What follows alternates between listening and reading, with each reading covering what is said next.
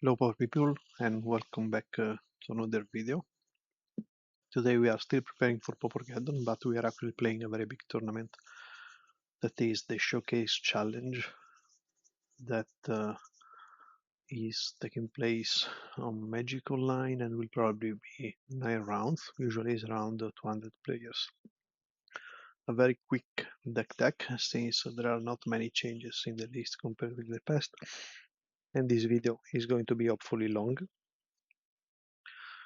Same main list as the last few leaks and videos. I agonized over the last week about keeping or removing the 12th forest to go back to 60 because funnily enough I had a bunch of games when I had way too many lands, way too much mana. Of course, as soon as I cut the forest, I noticed a significant increase in mulliganing, which actually shouldn't be the case because the difference is not huge, uh, but it seemed to happen. Basically, the mathematics says is that with 60 cards and 11 forest, we have 77% of having one land in the starting 7 card hands. With 12 and 61k cards, we go to 80.3, which is above my personal target choice of having at least 80% always for land turn 1. If we go 12 land in 60 cards, it goes back only to 80.9%. So to me, it's not worth to cut any of the other cards that I want all of them to go to 60. I've seen lists where they cut one of the ends, or one of the Orochi, or one of the Beast Rider Vanguards, but I want all of them. Anyhow, the list is the usual. We have only 3 winding ways, 3 lead the stampedes, because we want to have as many creatures as possible, and we flex a lot on the Beast Rider Vanguards. Mana wise, we have a relatively big amount of lands, 12 plus cyclers. We have 3 Sagus and 3 Gersens. The rest is pretty standard. In the ancillary slots, we have the second Orochi, and we use 2 Tinderwolves and 2 Warlords as additional mana dorks. Sideboard wise, we keep the same sideboard as we had before, with only one exception. First of all, we have 4 Weather the Storms, mainly against Rakdos Madness. Then we have 3 Vandals and 1 Shaman as anti-artifact package, mostly against Clark Clan Shaman decks. Then we have 3 Tamillos, mostly against control removal decks, Gartens. And then a few additional slots. We keep 1 Disciple, mostly against Red Madness, and actually it's kind of useful also against the mono UB Faeries that in the last week was strangely present in leagues. And then we swapped. We go back to 2 Fairy Macabres because we also face quite a bit of Spy Walls, and only 1 Spore Frog against possible go wide decks or decks where we could gain 1 turn thanks to a fog effect. Having said so, let's go to match 1.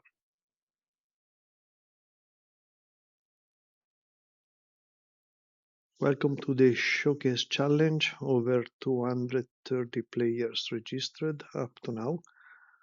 We are going to start. Match 1 is in about 10 seconds. 232. It's going to be 9 rounds long, which is going to be tough for me because it starts at 5 p.m. here in Italy. Well, actually here in the Netherlands. And yeah, 9 rounds are long. Let's see. how we start. Okay. So we are against cross d8 on the draw with a really mediocre hand. So on the draw, I think we are going to try to mulligan this one. Of course, we go to zero lander. We are going to keep this one, but yeah, I try to be slightly more aggressive on the draw concerning mulligans, but I think I was wrong. Anyhow, we are against most likely mono red rally. That should be a reasonable matchup. We want them to waste resources on our creature as much as they can. We have a lot of blockers. This is basically our plan, especially for game 2. So here we place another one, and next turn we are going to lead. This turn we are going to block. If they don't kill, yeah, we definitely are going to block. It seems they have only 2 lands. Next turn they might have a Bushwalker, which is going to be a problem. Unless we draw something good for our draw. Something like a Winding Way would be amazing. We don't, so we hope in this lead, which is actually very good.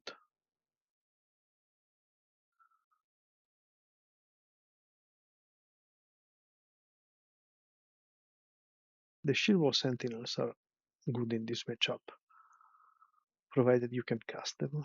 Being on the draw and having okay, these are 6 damage to us, and having mulligan to 5 is not exactly the case, but it is what it is. Unfortunately, they now have Galvanic Blast open, but we are forced to play the Overgrown Battlement.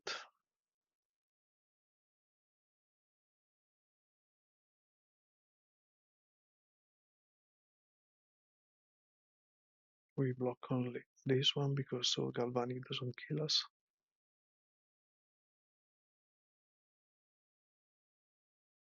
Okay, so we are at 4 and they do not have Galvanic Blast. Here we need to go for an Axebane. Let's hope we don't die.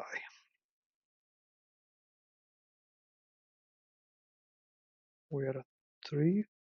We go to 1.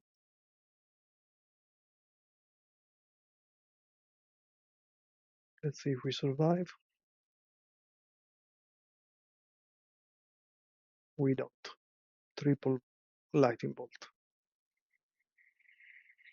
This was really unfortunate.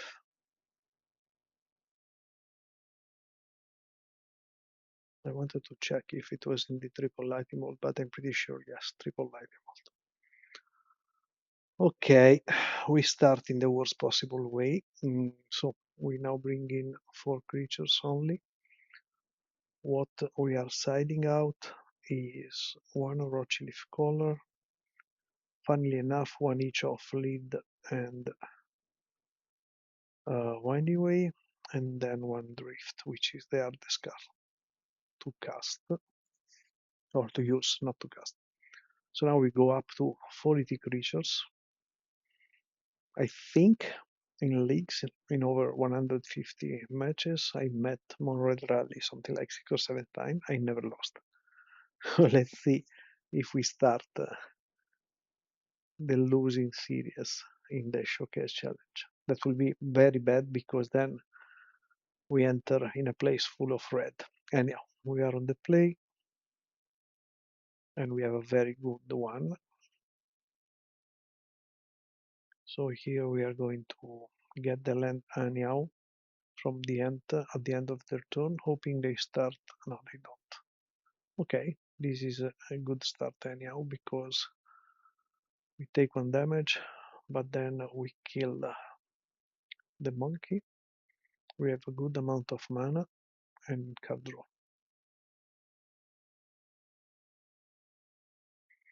We keep kind of drawing weird things, but now we have a good blocker on the board.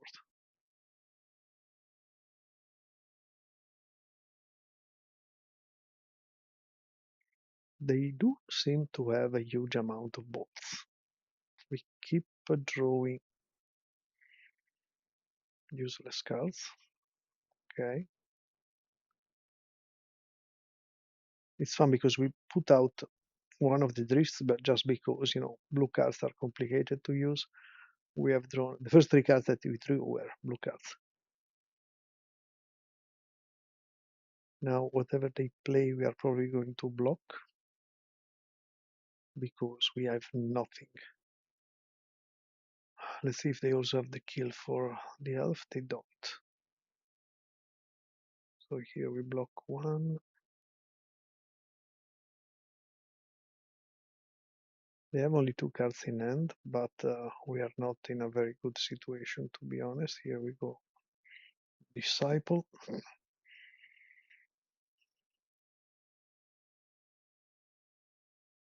Because next turn we could have, they have a ball. I mean, they have drawn way too well.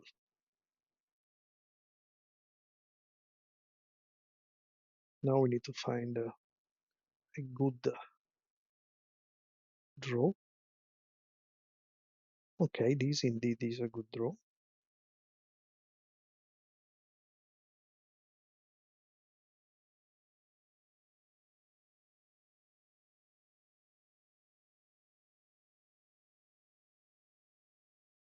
They keep drawing reasonably well, but it's okay even if they have the end of festivities. Which of course, Galvanic Blast, okay. Now we start being able to do things. They have 0 card in hand. What we don't want them to see is a bushwalk, okay. For this one. Double lens, okay. Let's see if they keep attacking. They do.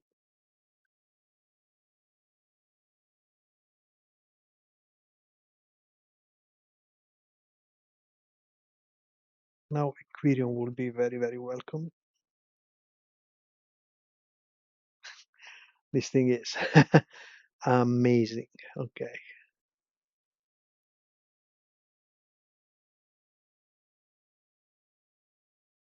Okay. We need to resist a couple turns.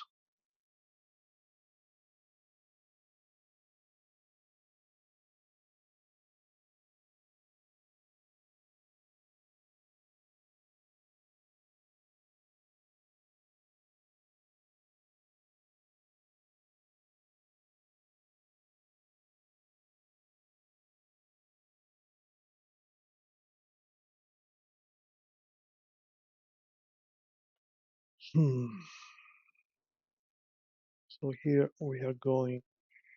If we survive the next turn, that should possibly be likely, we might turn the corner. I mean, they keep drawing like crazy. Okay. Not as good as game 1. Now I think they cannot attack.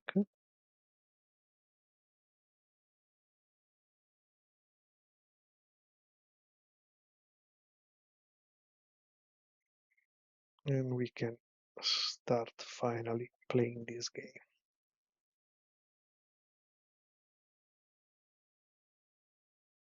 I think we want another overgrown. This might be a mistake.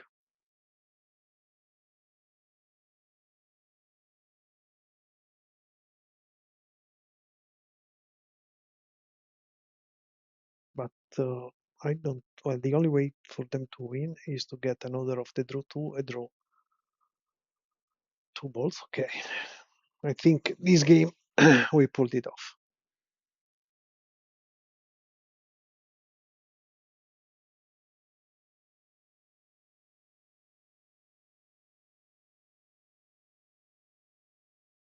So we go to game three. We keep everything as it is. Let's see if we will be able to draw all the drifts once again. Being on the draw is slightly worse, but on the other hand, they have one card less.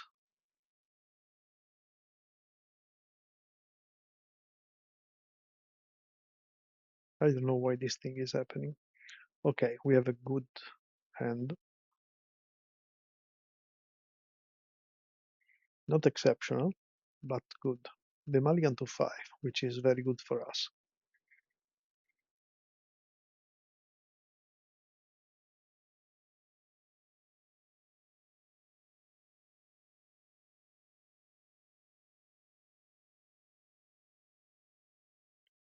Let's see what they start with. Okay, please not Tomb Raider. Okay.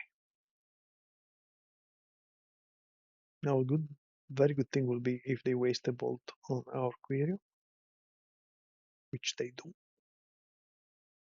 And it's a Galvanic, which is even better. We even draw our one of Orochi. They could have bolt plus something else. Okay, and they found, okay, and then Bushwalker.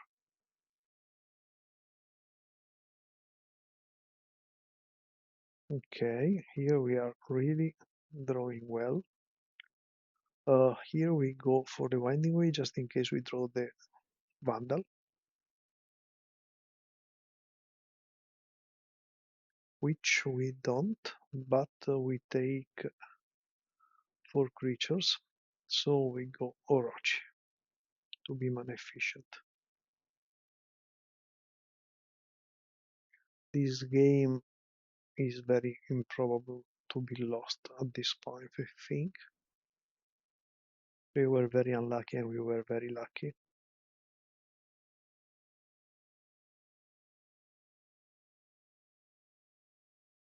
Here we are actually blocking.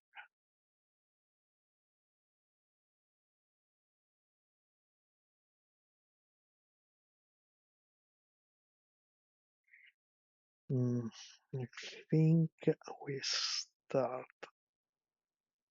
playing things and we actually even get the land out of the deck. They have 3 cards in hand. Okay, they concede. We did beat, as expected, Monodro Rally. After the sideboard, we are very favored, but we lost game 1 in a scary way. So for once, we start positively a big tournament. So see you guys in the match 2.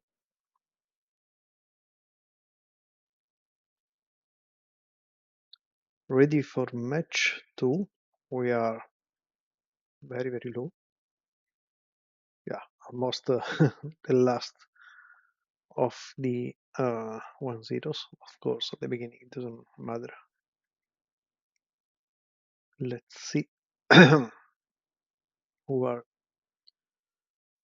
we going to be playing. First shot. Again on the draw. And again a not so cool end. So again we mulligan. This is slightly better, but really not by a lot. We keep it though. Black. My big gardens. Okay, we keep drawing horrible cards. Let's see what if this might be gardens. No, geothermal bog. Oh, could be a lot of things. Oh man. Now I think reaping would be good, so we have all the colors in hand. This might be some for what is this?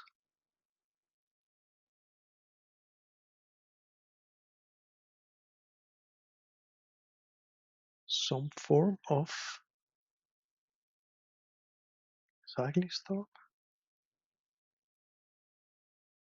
with normal length page. Yeah, that's really a weird one. We are going to attack, but yeah, we need multiple turns. At least we withdrew the third mana. Cyclostorm is probably one of our worst matchups because they are just faster than us.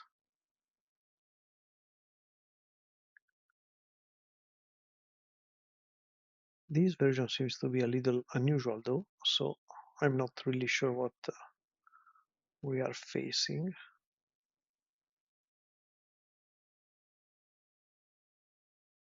They start going for it? No.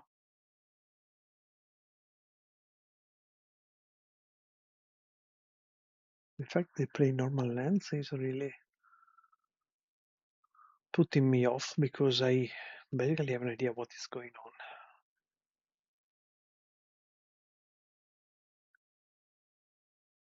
Of course, we keep attacking. I don't think they will ever block. If they do, it's fine.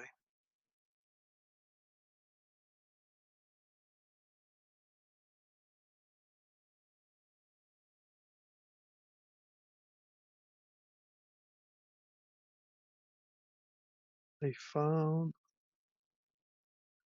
songs. We should be dead by now. And we are probably going to be dead, which is incredibly annoying because it's really going to take, well, maybe not too long, since they have already two things in play.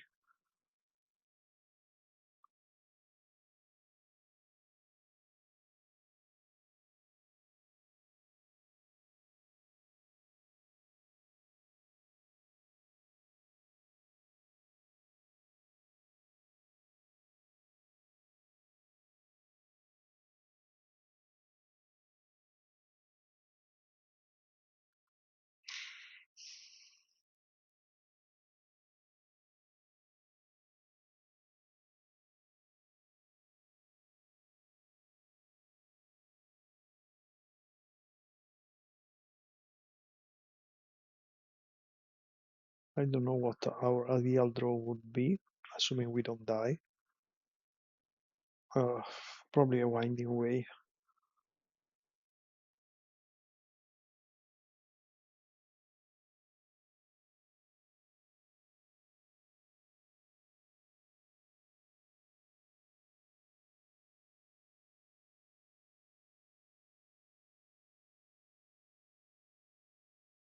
Because, yeah, okay.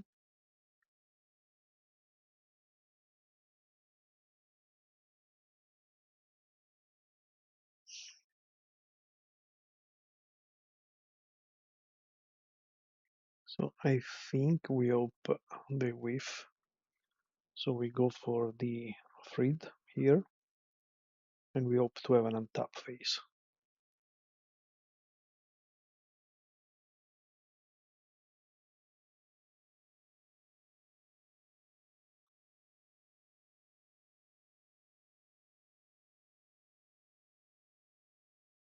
Seems we do have one. It could kill us. This might have been a mistake on my part, because if they have a reaping, they can kill us in response. I played too many spells. This was a big mistake of mine. I didn't think about it.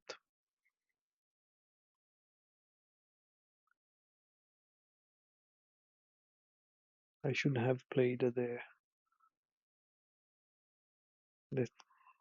Saruli.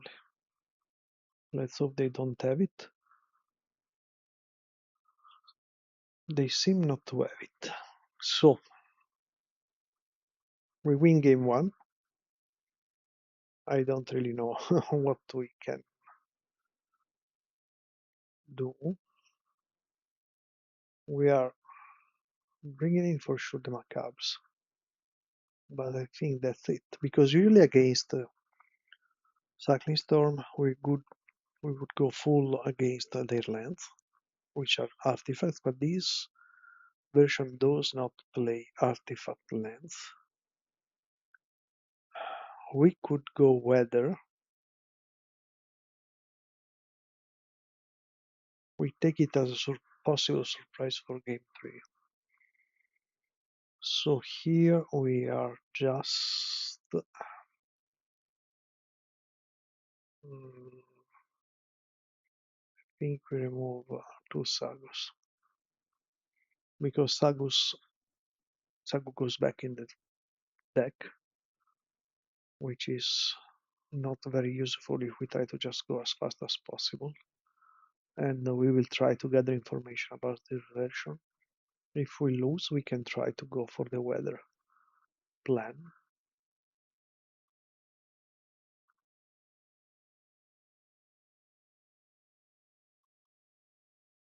Okay, this end is not bad, assuming we can survive reasonably long. They mulligan into 6, which is already a little positive thing. Here we go Saruli. They see if they dark ritual and they dark ritual and start cycling. Find a land. 4 cards in hand. Find another land. And cycle normally. Let's see what we do find. Elite, which is definitely not useful.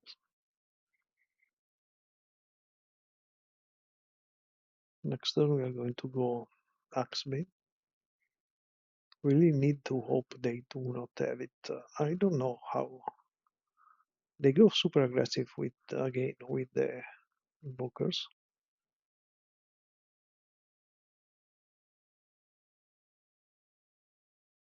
Next turn we have the kill if we have a next turn. Let's see.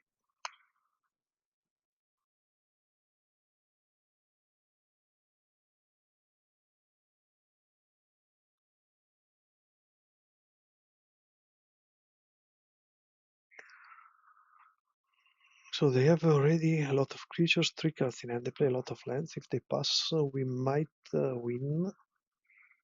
Now the question is, do we go for it? I think we do. They might have Pyro. If they have it, so be it. It's 1 card less in their hand. And we can try again next turn.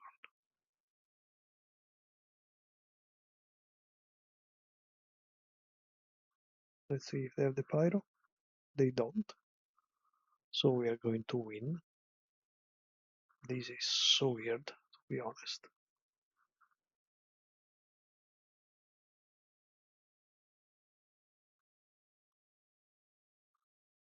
Okay, we got perfect lead.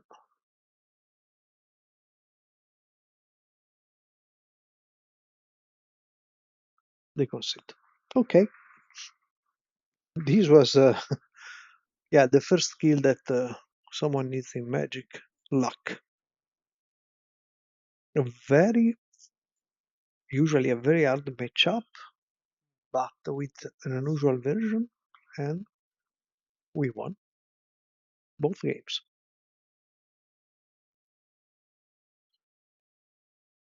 Back to the challenge, waiting to start round 3. We are 41, which is okay. Of course, at the moment, not much going on.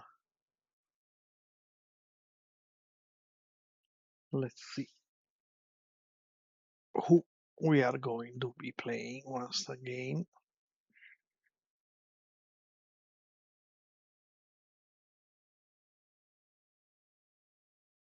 We are playing Liliana 1899, which is a name I don't know. We are once again on the draw. This time, though, we keep.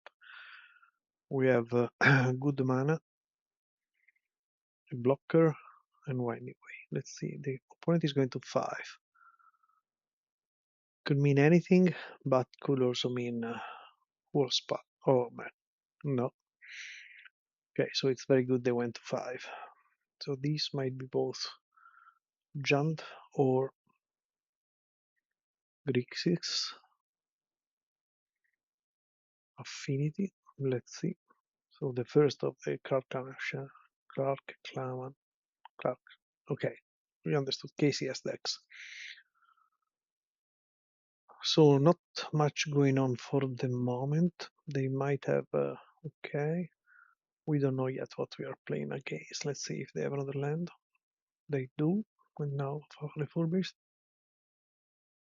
No refurbished. Okay.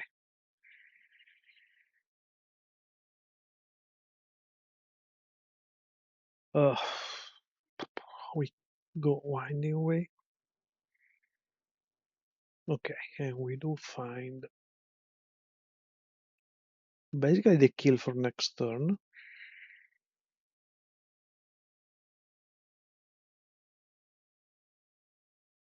Unless they have anything.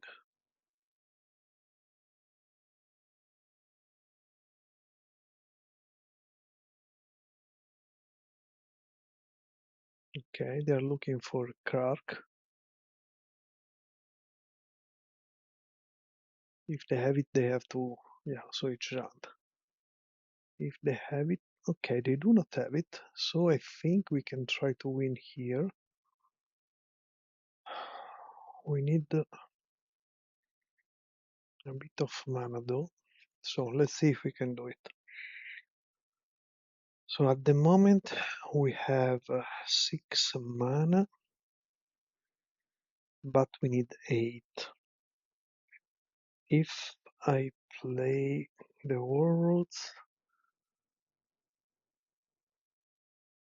go to 5. So I think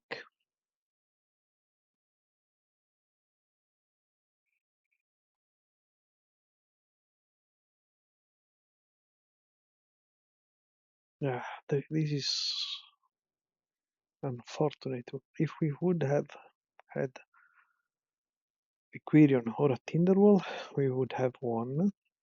Instead, now we are probably going to be losing. So what we are going to play is, let's check again. We still have 6 mana. Oh,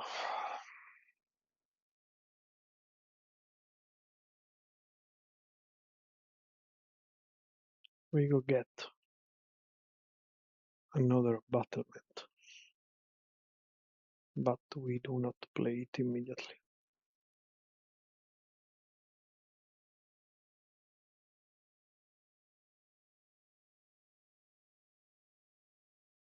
The good news is that they did not have the Kark before.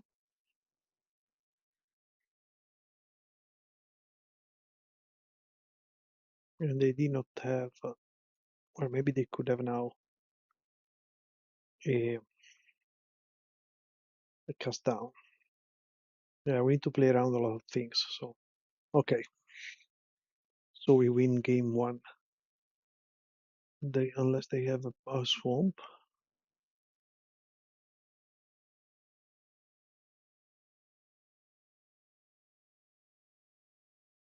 Because the swamp might mean, well, it depends if they have mountain Kark.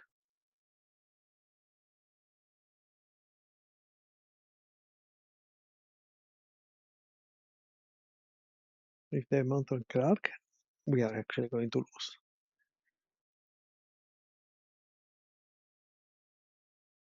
It's the only possible way. They could have swamp into okay.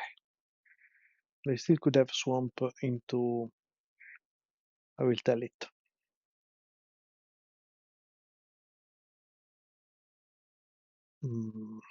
Snuff out, but it should be reasonably unlikely.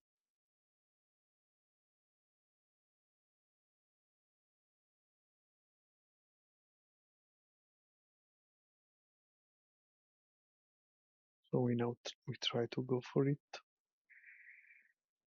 We could play, yeah, I think we played safe with the alchemist. Actually, it's not safe. It's a mistake. We should have played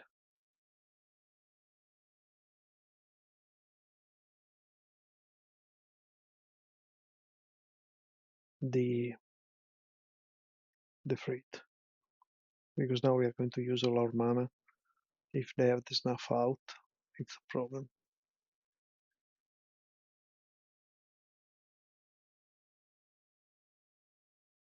To be honest, if they had the snuff out, I don't understand why they didn't kill the battlement immediately.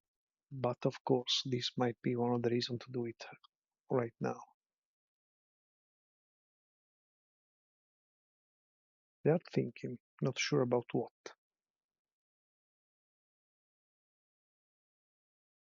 They have 2 or 3 actions. I cannot remember if the map is sorcery speed. Yeah, so they can do sack the spell bomb or sack the landscape. Neither of those solves the problem unless they have the snuff out.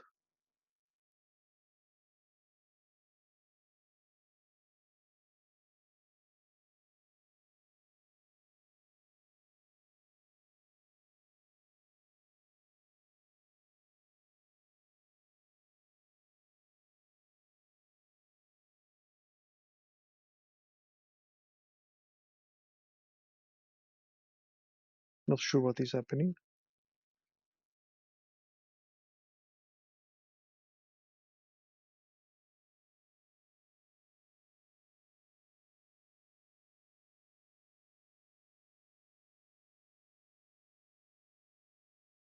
Okay.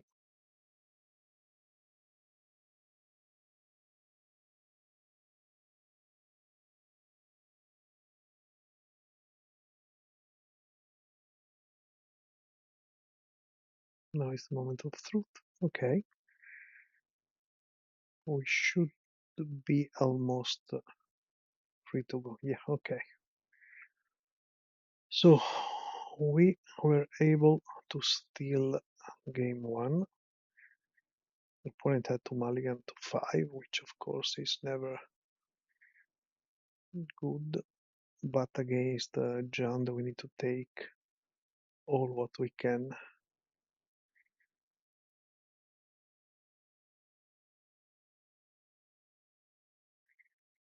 So they are possibly making going. Okay, now we found the drift.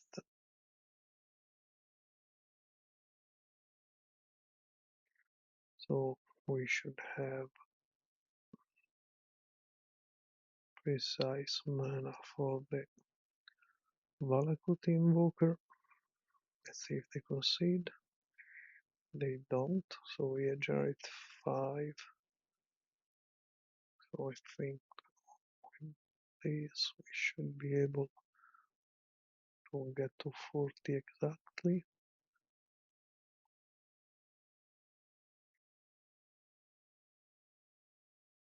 No, I was totally wrong.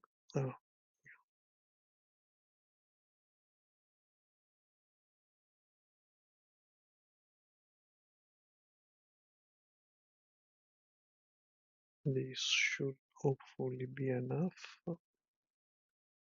Not sure though, but it's okay. We are not risking to lose due to time anything.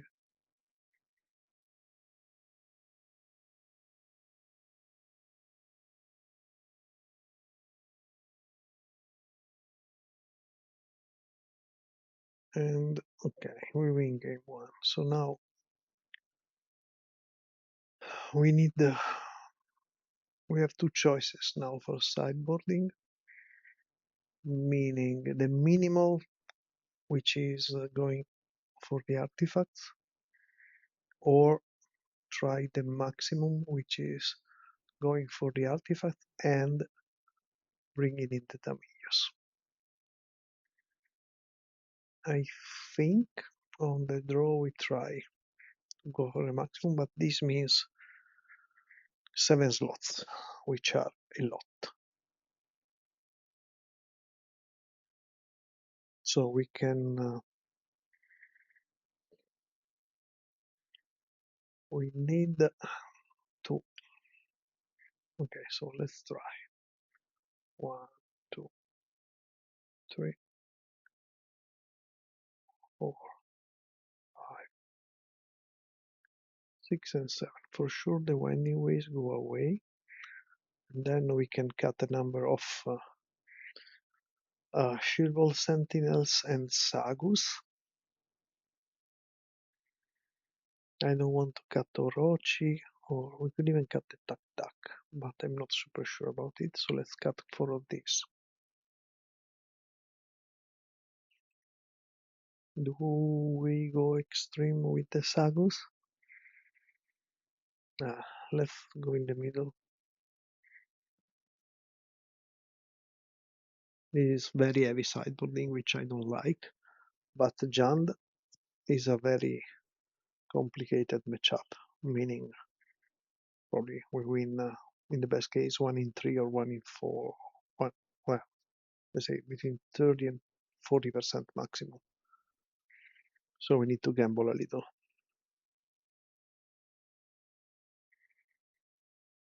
Start of game 2. I don't know if opponent is possibly lagging. They lost a lot of time.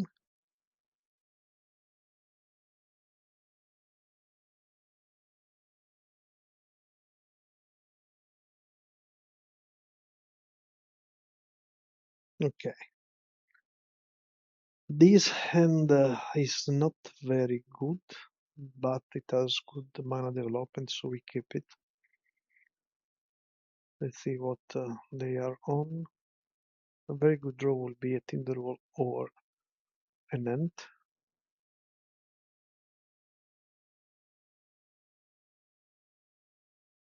This time they kept 7.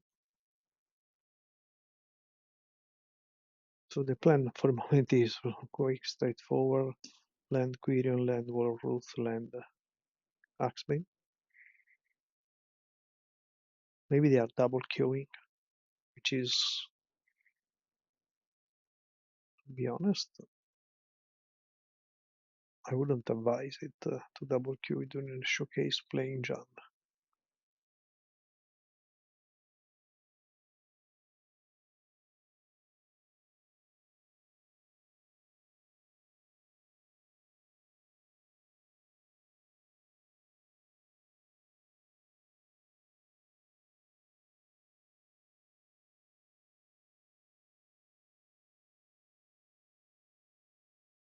A very good opening for them, ironically, would be Swamp into Duress, which didn't happen. We, of course, draw probably one of the worst possible cards in this matchup. Okay, they do not have much. And we do find... Now we don't want the Duress, but we can have it. For a moment we stick to the plan. Okay. This might mean they have double cast down. Here we remove the excess land.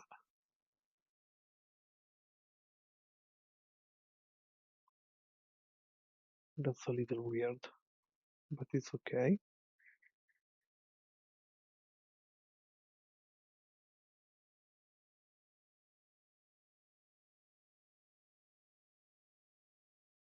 For mana. Indigo Chrysalis. I think they don't know exactly how to play against us. To be honest, we take all the advantage we can. Okay, double lead could be very good. Let's see what we find with the first one. Okay. They have only 2 artifacts, meaning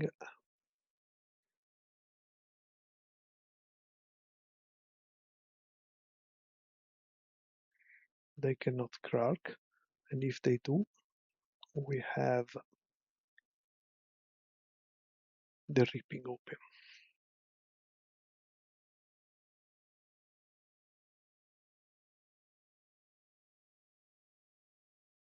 They sack a token to draw 2.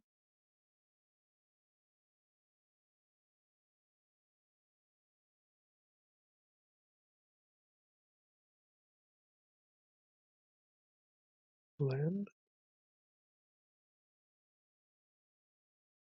They sack another thing. Okay.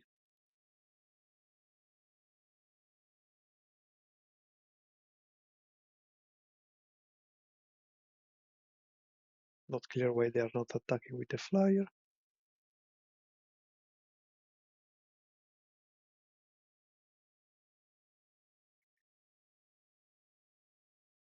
Here we use, while we can,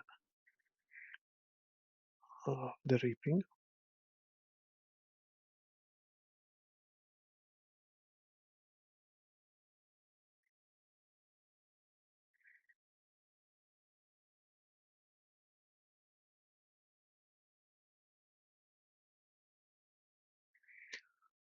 Now, we could try to win here.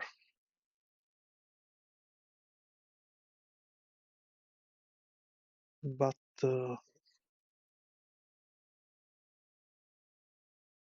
yeah, I think they do not have it.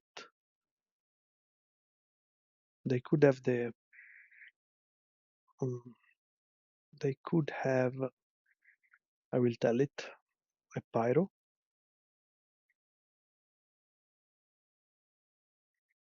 But we must, did they concede?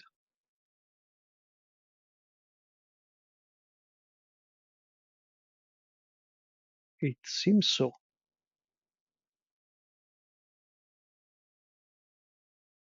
Good. So we keep cashing luck because we beat 2-0 Jund, which is a very, very tough matchup. So we are 3-0. Happy. Let's see what will happen in match 4.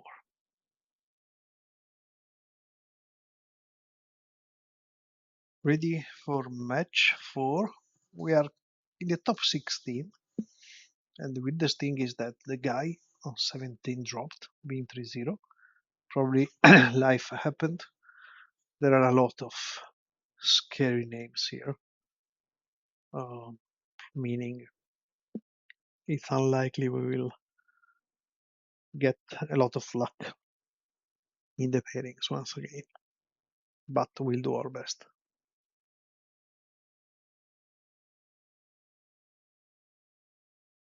And we are against EntroPete, which is most likely going to play mono black sack and is going to be complicated for us.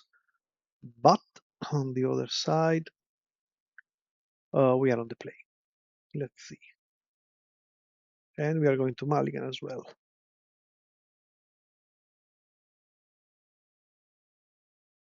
Okay, this is acceptable. I think we put down the drift.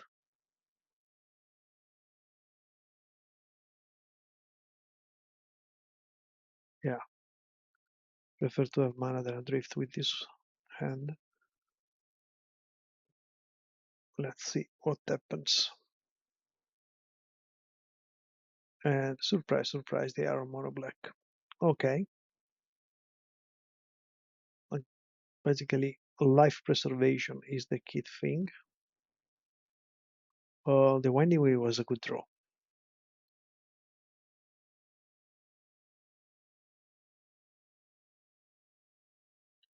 In this matchup, basically everything revolves around what kind of suck outlets they have, and most importantly, what kind of removal they play, especially after sideboarding. We need a good winding way, please. Perfect. Oh man. Okay, we're all length? Yes, okay, at least we have not so many length around. The problem is that our game plan now is has disappeared. We need to find a winding way or another another winding way or a lead to do anything. The only good news is that they do not seem to have a lot going on.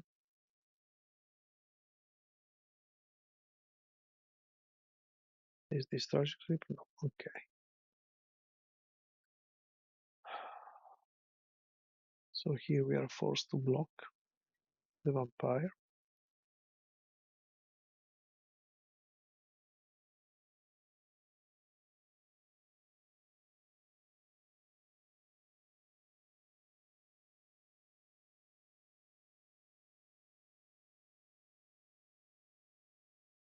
We take 2 or possibly 3, but probably just 2.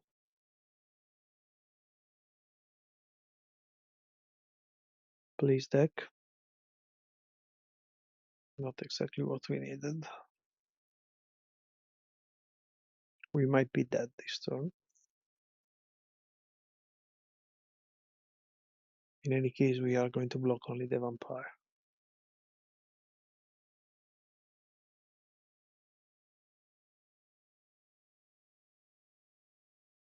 Oh, this is a lot of damage. We need to do math actually. So if we block the vampire, they can suck 5, which means, oh no, is this stamina or what?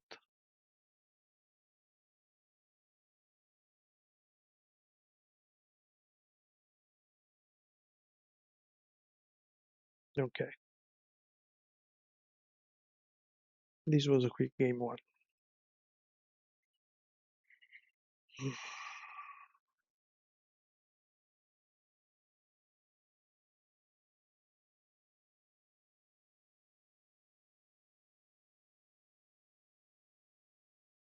What were we going to draw? Yeah, this could have been good if we were would play only the. Yeah, we could have probably pulled it out, but we had to block also with one of the guys, so we were going to die. Exceedingly annoying. So here we go, Spore Frog into Nylea. If we win this one, we will probably play on the draw also the weathers. We just remove the slow cards.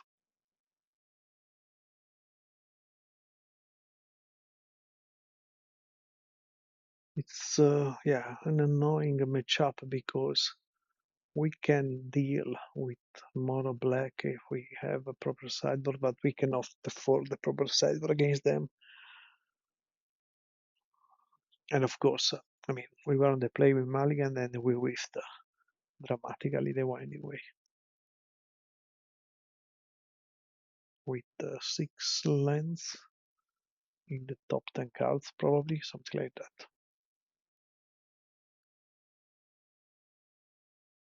So let's see what we do game 2. Okay, we keep once again a winding way hand. They keep 7 as well, which is not exactly ideal for us.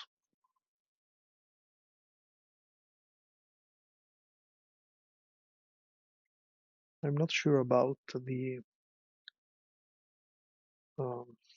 block, the first block we did, but I think it was correct. This is tragic sleep, most likely. No, okay. Remember how big is this guy? 1-1.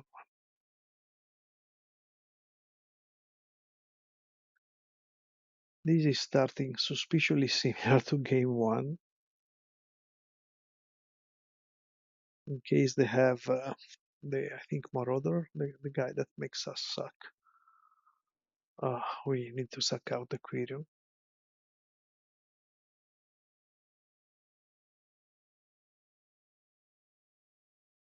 They have Snuff out.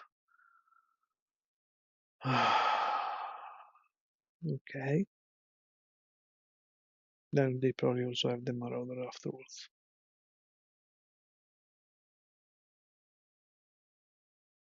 Yeah.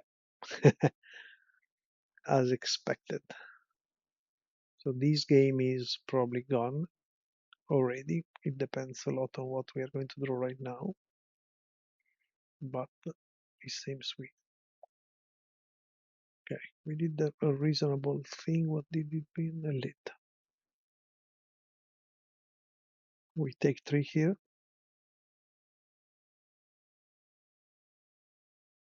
The only good news for the moment is that they do not have any sack outlet out. The bad news is that they could do many bad things anyhow.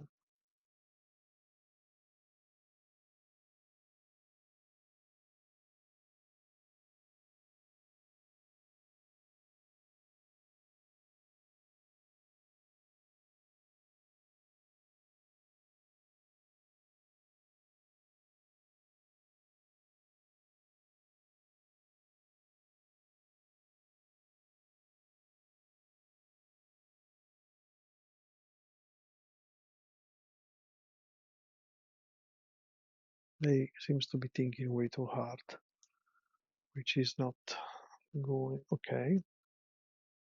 Okay.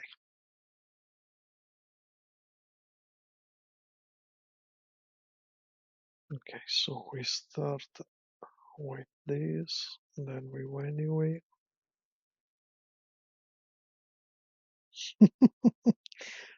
Okay, and we play a secret door. Theoretically, we have the kill next turn, but this is just theory. The only good news is that I don't think we can die, but I have been wrong already before against this deck. They might have another spell. They are stopping way too much.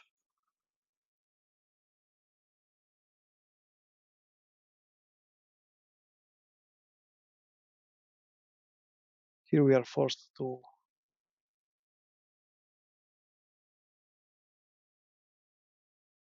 not block and hope we don't die.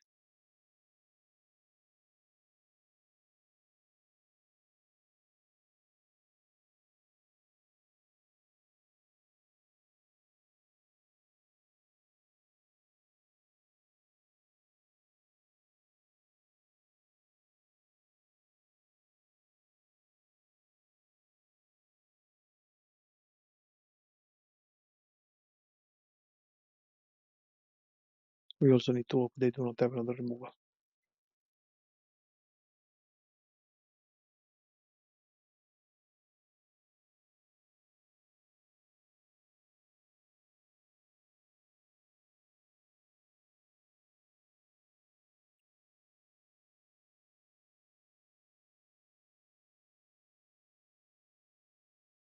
Okay, it seems unlikely that they have another removal. We need to try it.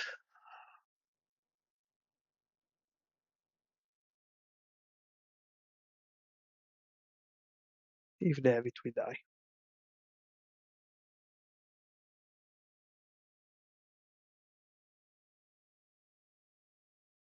If they don't have it, they could concede. But let's see.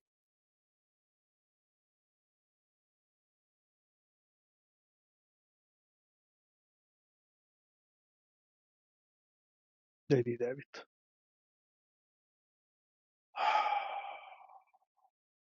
Double snuff out is terrible.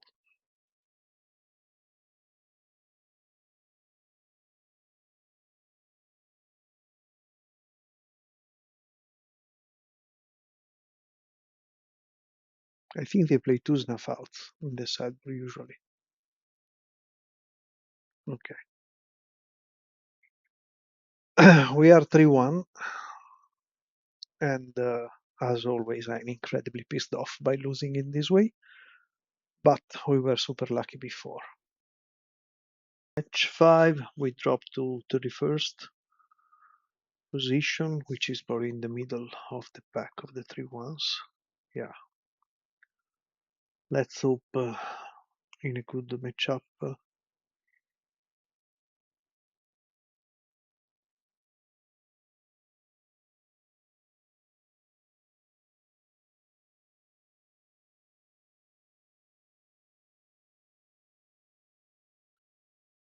And we are on the draw against Scooby Snacks.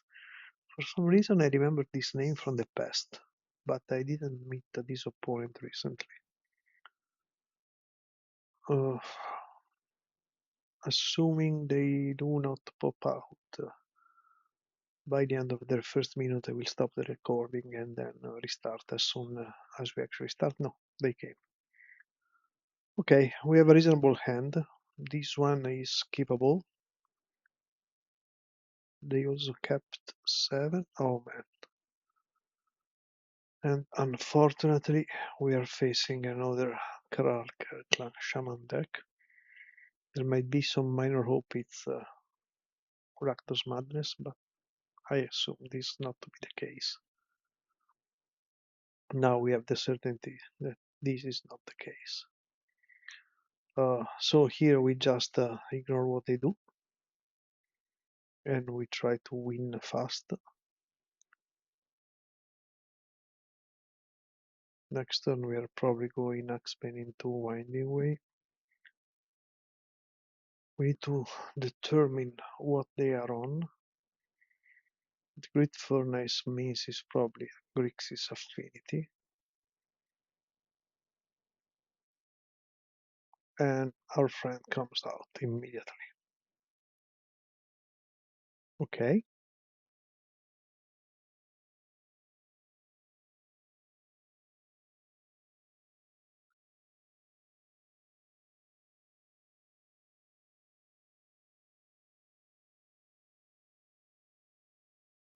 They did not have their lands like we do. We need to drop something, which is going to be the drift.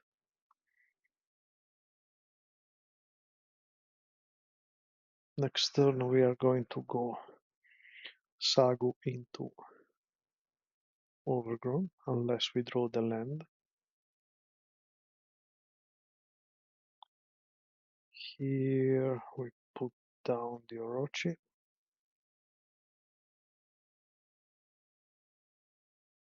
We do not draw the land, so as per plan we go Sagu into Battlement. Let's see if they have also the Galvanic Blast. They do. We shouldn't have lost match 4, unfortunately. The only good news is they do not have lands.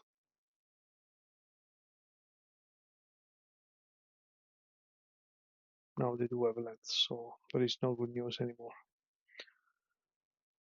We also have lands though, so we can try to do something. You see, this is a key moment to see if they have another Krark or another Galblast. If they don't, we might have a minor chance.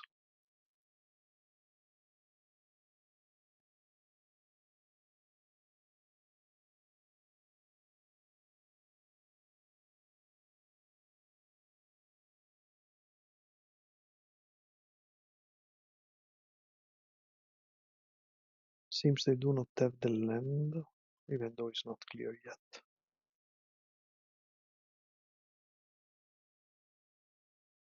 This is okay. Okay, this is definitely not okay. This is better because we can try to lose next turn, probably.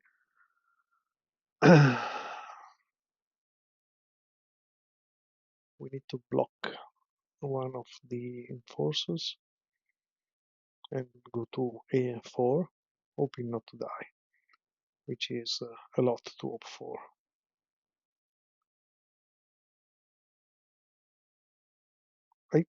Why didn't allow me to block? Okay, I probably misclicked. In any case, we were most likely going to be dead. Are my stops okay? So probably I didn't.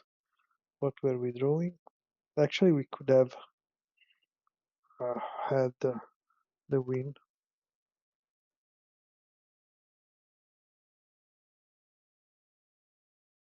Opponent asking what happened. I'm not sure if I misclicked, but apparently I did. Okay, here is the same as uh, the Jund version, but in this case, I think at the beginning, well, let's no, yeah, let's go full like we did before, or no, let's do it only on the draw. So here we take all creatures because we want to find our anti-artifact spells. We will remove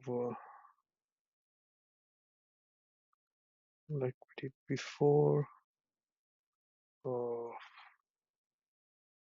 Let's try it this way.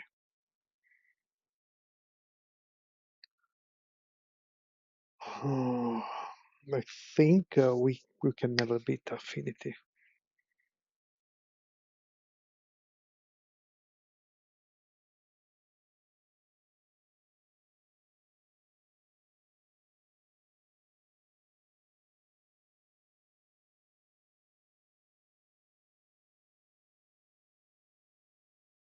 Especially if we misclick.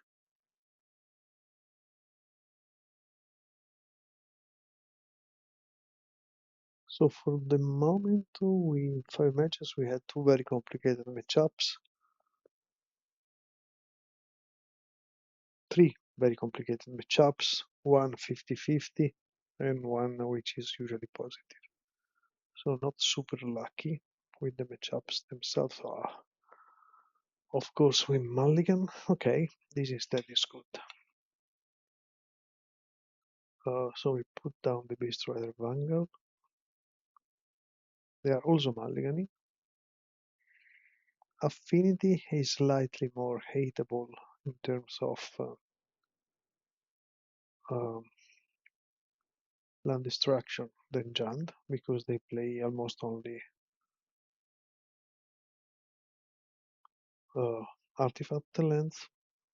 Usually we prefer to go for the red ones, but we need to try to stop them, especially since they mulliganed.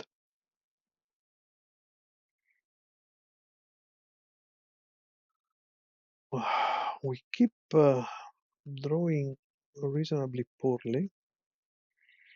In any case, we are going for the lead now,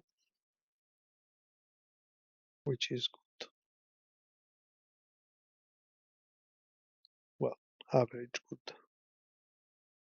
It's 5 cards, but basically nothing really important.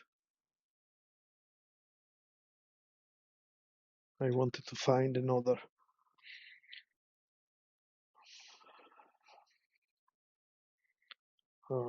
land destruction guy, which we cannot do. So here we are going Axwing, and let's hope they do not have the Krark plus Toxin or the Gallblast.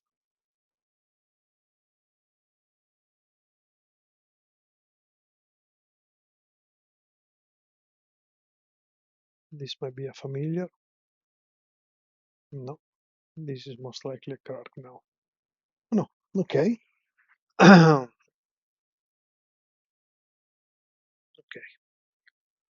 we still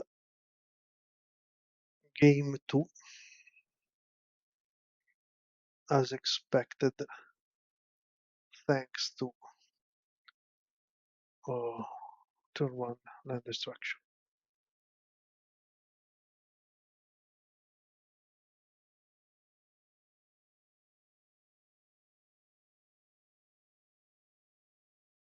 Okay, now the hard one.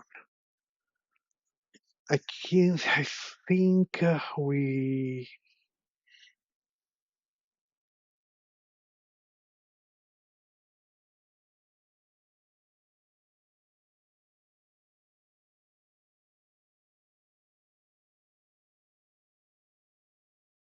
we keep it as it is.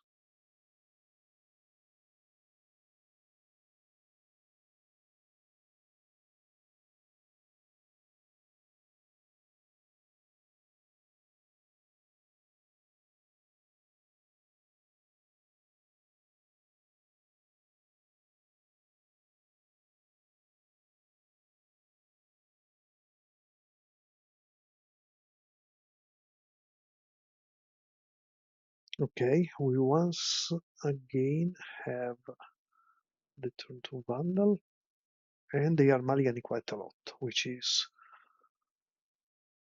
close to the best we can hope for. We need all the help by luck that we can have.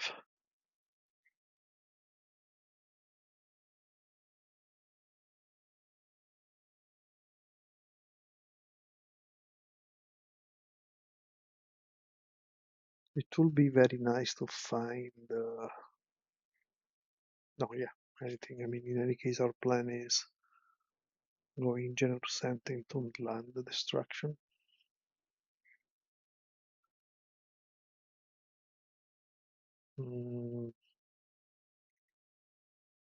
I think we are actually now going land destruction into overgrown.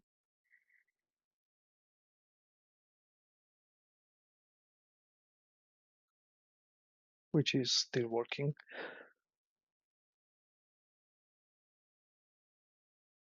Now we don't overgrown anymore, but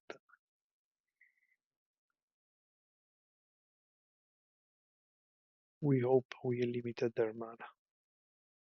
We did, so now we try to maximize the chance of another Vandal, which we don't find, but we are in a good spot if we can resolve a couple spells. Here we remove the Sagu.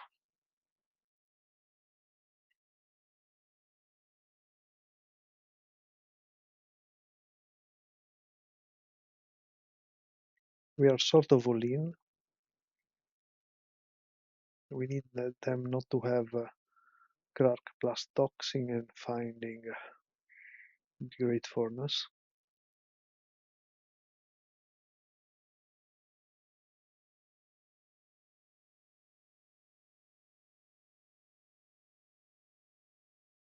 Okay, this is not anymore the case. Utrom goes.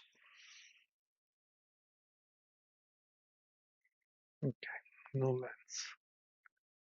Which is super cheesy way to win, but okay, so now technically we have infinite mana, but we can lead first. Yes, we can lead first. And we whiff. So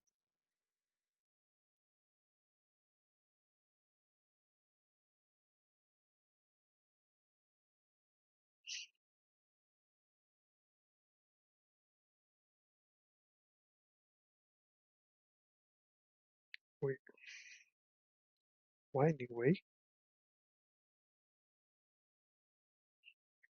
And we whiff once again.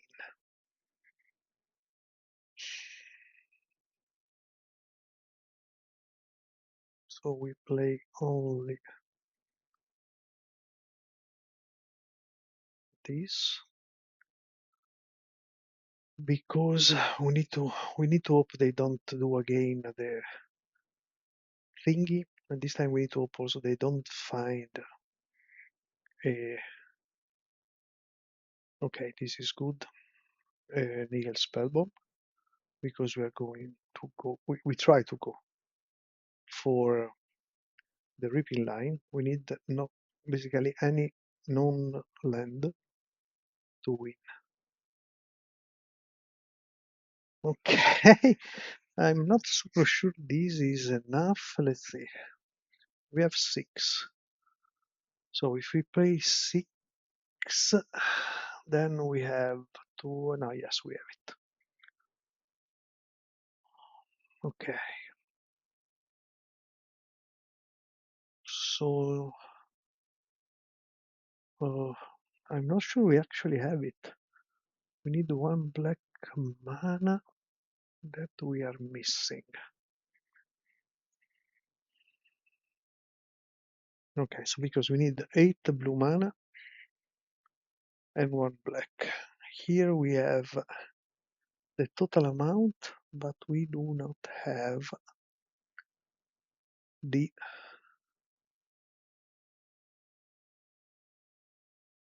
black.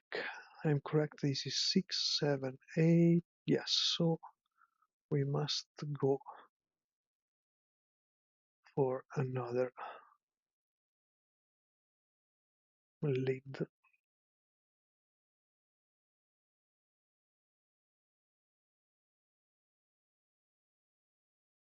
And amazingly, we totally whiff.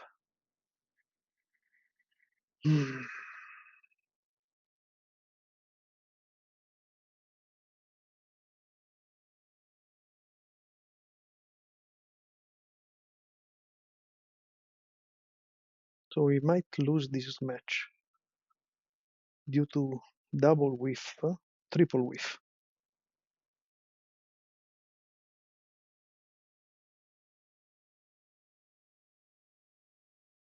Now we need to beat down as much as we can.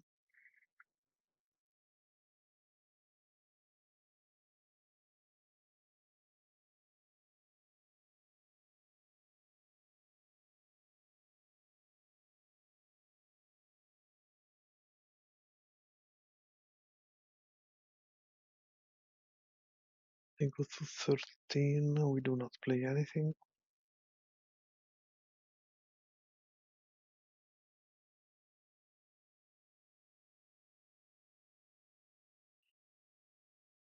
They also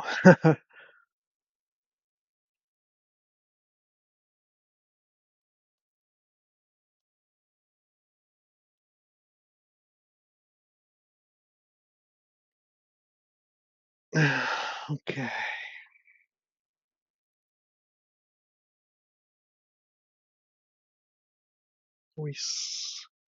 Okay, now it's slightly better because they need to block once again. Toxin is fine. We play another one. And we play also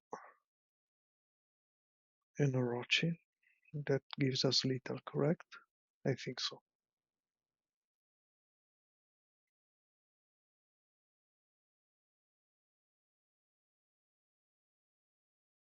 And we might have pulled it out. Amazing. We beat Grixis Affinity in the weirdest game tree ever.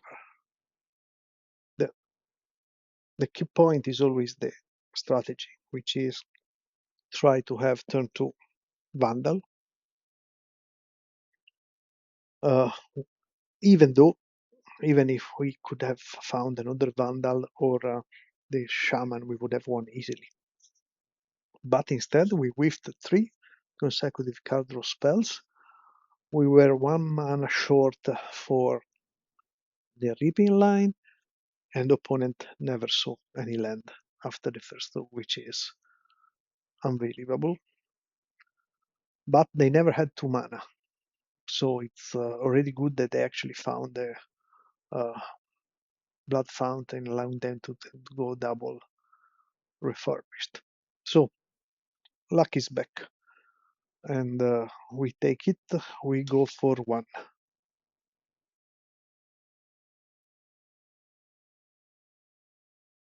Ready for match 6 to start. We are 30. So in the second half of the 4-1s. Still a lot of very good players in our uh, bracket, I would say.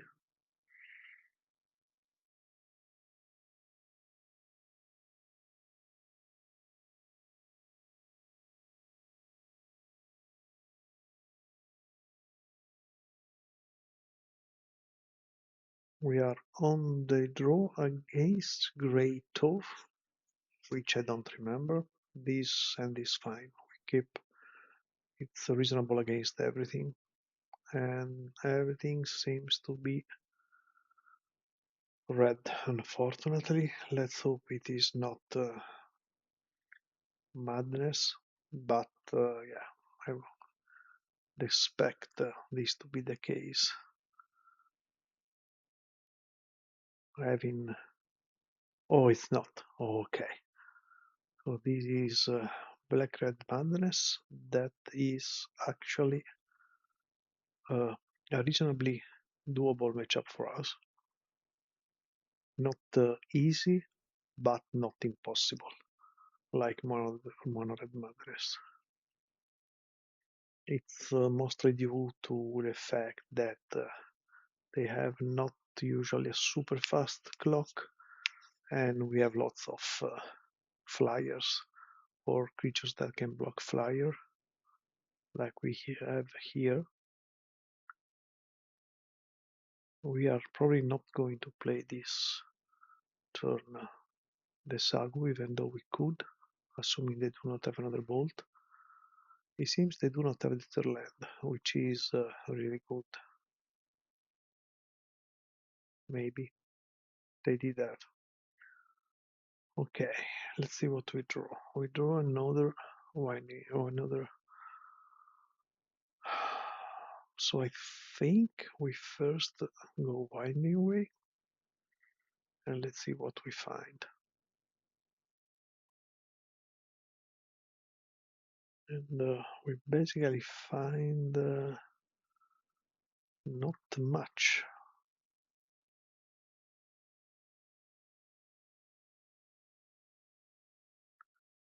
Next turn we are going to be forced to play the Sagu, I think, and we bend the Frit.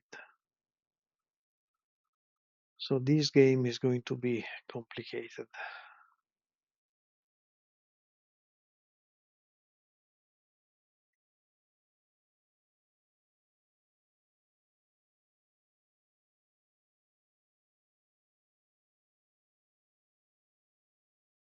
Game 2 and 3, they are bringing a lot of Dark Withering, which are kind of problematic.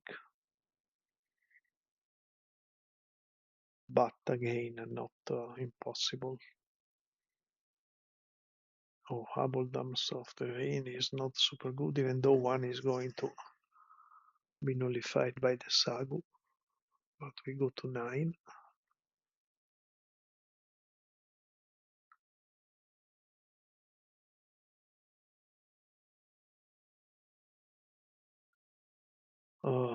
Okay, here we must. I think first of all we wind away.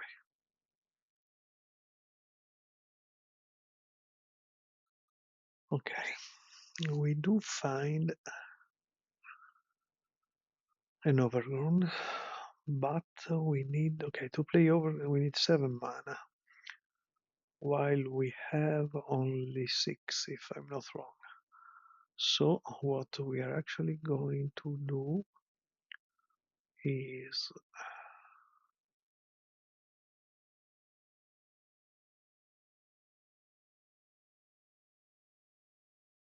These are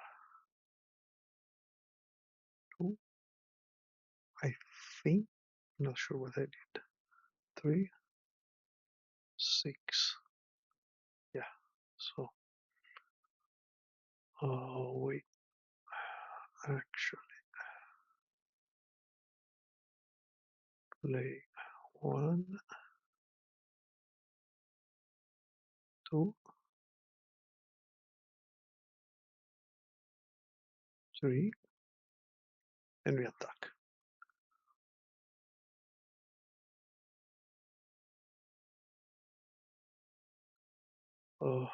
The key card that should not die is actually the Quirion. Well, of course, also the Overrun, but the Quirion is quite important. The good news is we have the Reapings, so we don't really want to see a Bujuga Bok this turn.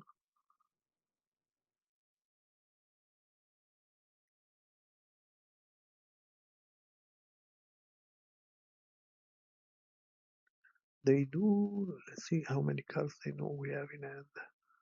These we played. Okay, they know only the Galvanic Alchemist.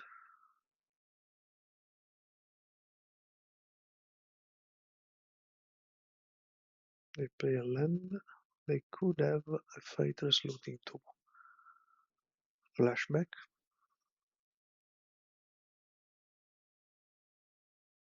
They are thinking quite a bit, but I don't think there is a scenario except they have triple lightning bolt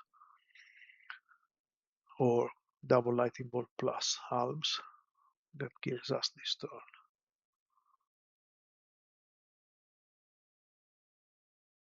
And in fact, they do not do anything. Okay.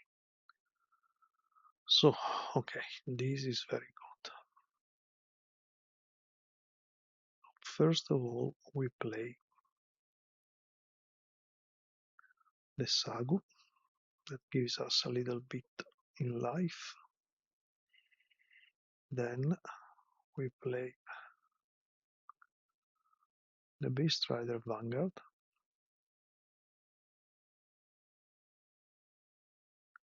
And we activate it.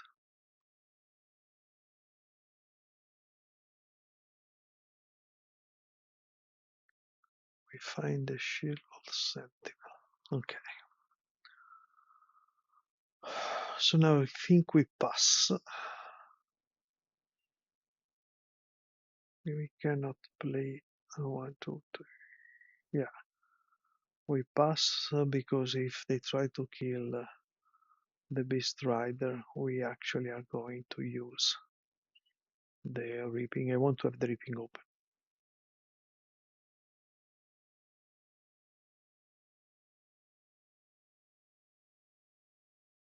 They could have a Fiery Temper.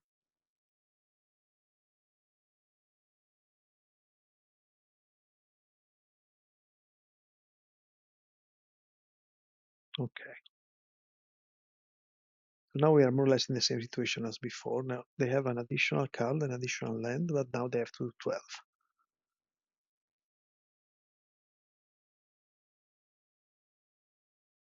So whatever they do, we are going to try to use the Beast Rider and Vanguard at the latest at the end of their turn.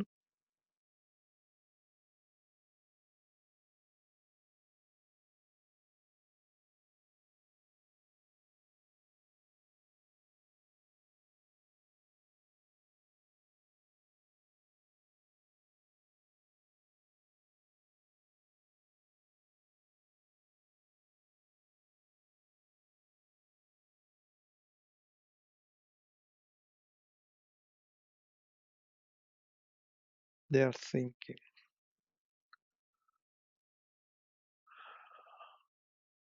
The best for us will be something like double spell to try to kill one of the battlements or double removal or anything else.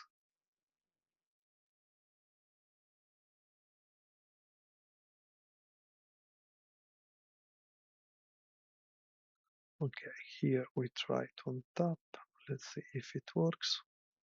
It does.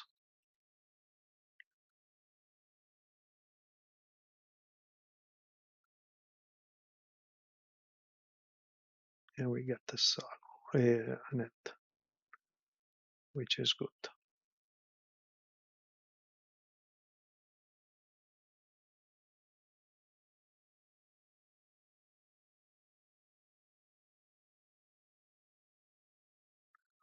Okay, so here first of all we play secret door.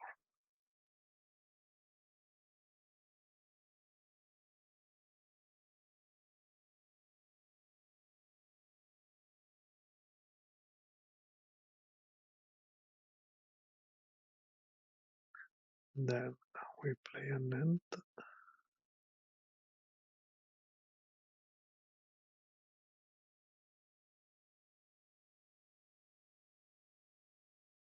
We immediately gain the life and we start attacking the Sagu.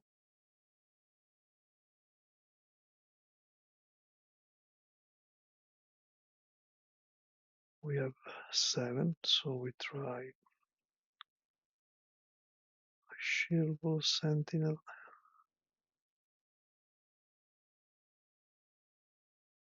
into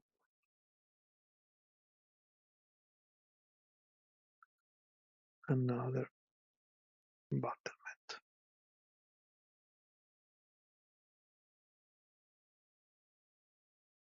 And we pass.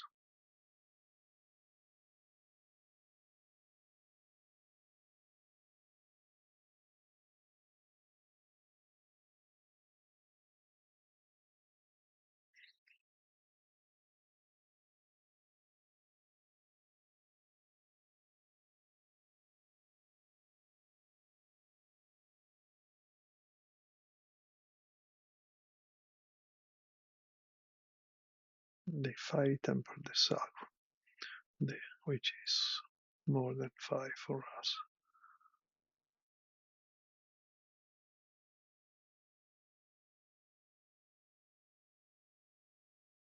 Let's see. Okay, first of all, we use it.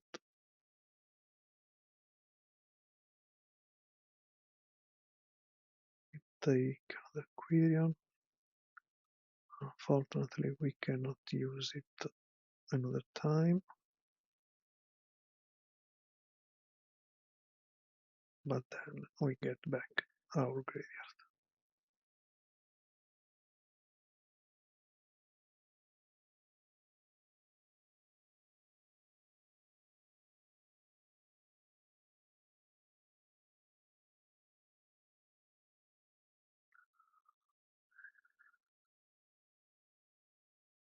And we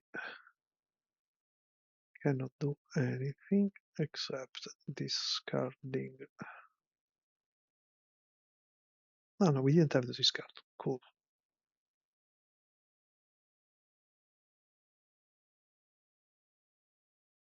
They are now forced to go for the Fateless Looting. I think this game is probably okay. We want them to tap out a little. Double Snacker, okay. Because the problem is related to the fact that if they kill the Galvanic Alchemist, we cannot win, which is annoying. So, okay. Now we are going to play multiple creatures. We are kind of looking for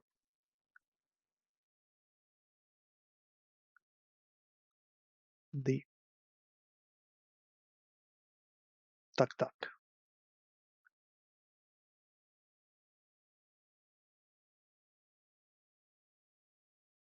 We get another axe, which is okay.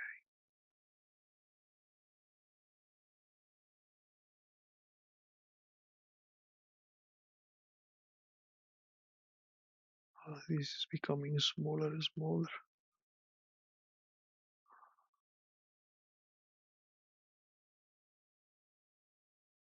Okay, here we have our tuck.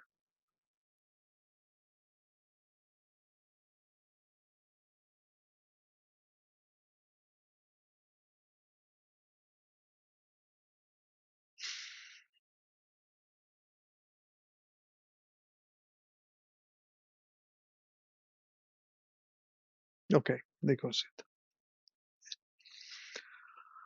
Okay, we win game one in, yeah, more or less one of the ways this game can go if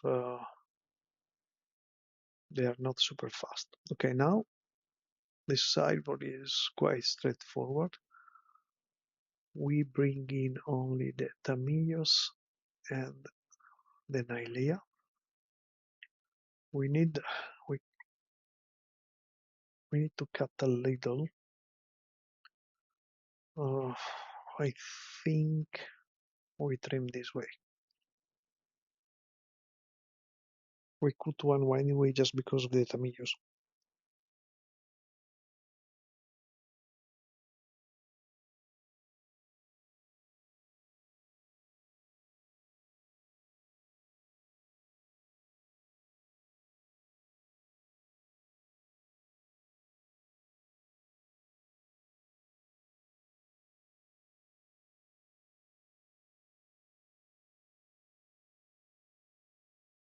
We have another very good hand. Technically, this is a natural turn for kill, but this means that they can not kill the Axebane. Okay, this is good. Also, the wild event is not too bad because we might go turn 2 overgrown into winding, assuming they don't kill the Tinderbolt, because they might have multiple black removal. So I don't think, especially things like, well, they might have presumably a lot of dark witherings, but possibly also the remove confession thingy. I cannot remember. Extract the confession. Let's see if they have the removal. No, they have the imp. So they start faster this turn, but they have only 2 cards, 4 cards. Okay, here we are going battlement, and let's see if it survives. Technically speaking, if we then draw the mono Rochi, could win. Now we need to see what they do. Okay, they kill. Actually, if I misplayed, I should have uh, get the land.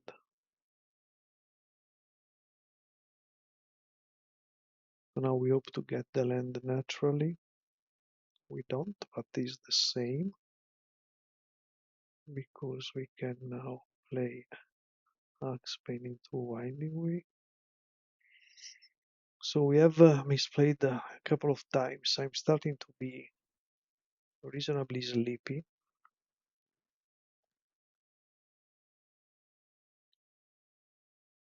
It's almost 10 p.m. here. Let's see if they have another bolt. They have the Fiery Temper. They don't. Okay.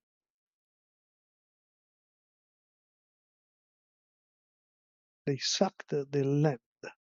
So they are desperately looking for something. Which for us is anyhow good because because they need to kill. Yeah, okay. They need to kill the Axebane. But this means that next turn we can probably play the Ant. Unless they are also able to kill the Quirion, they cannot. Okay.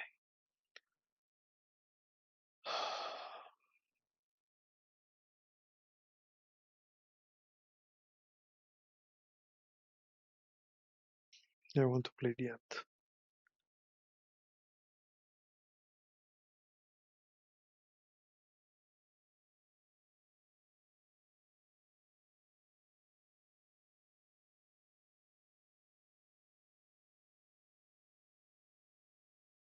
Because if I play these, yeah, no, it's one less.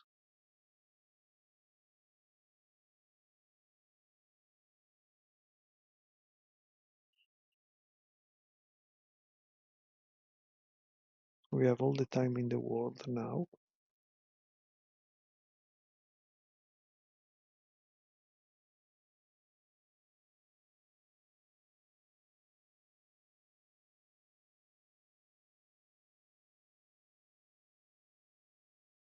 Let's see if they kill the Quirion.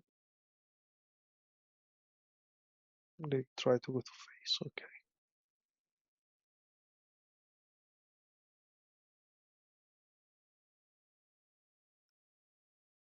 So now we need necessarily to play the Axebane.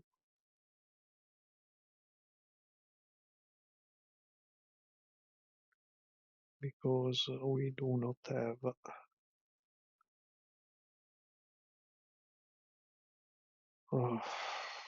let's also gain life immediately. We do not have much else to do, and we have only off-color cards in hand. They already used 3 bolts.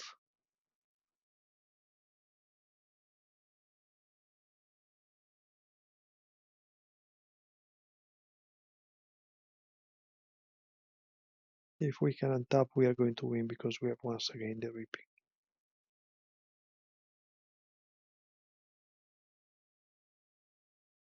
Okay. They might be trying to lock out the Faithless Looting. Sorry. Okay. Okay, this is going to be good for us. First of all, lead.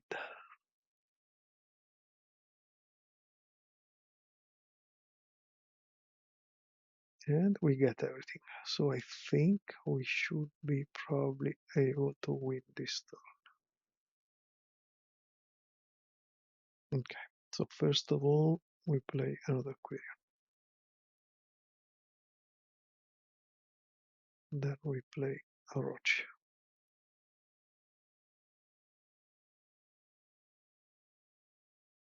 They could have cast into the fire. Then we try with Secret Door. Let's see if they have a Pyro. Then we try Galvanic Alchemist because they knew about it.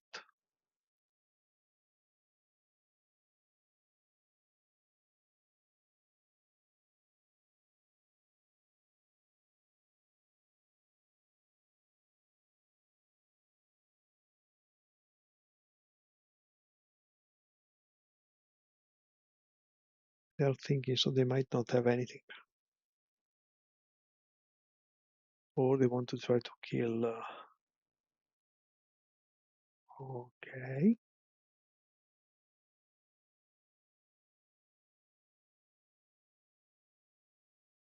They had the double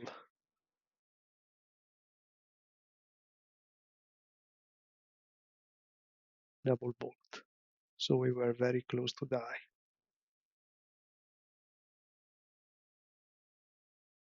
Now we return everything.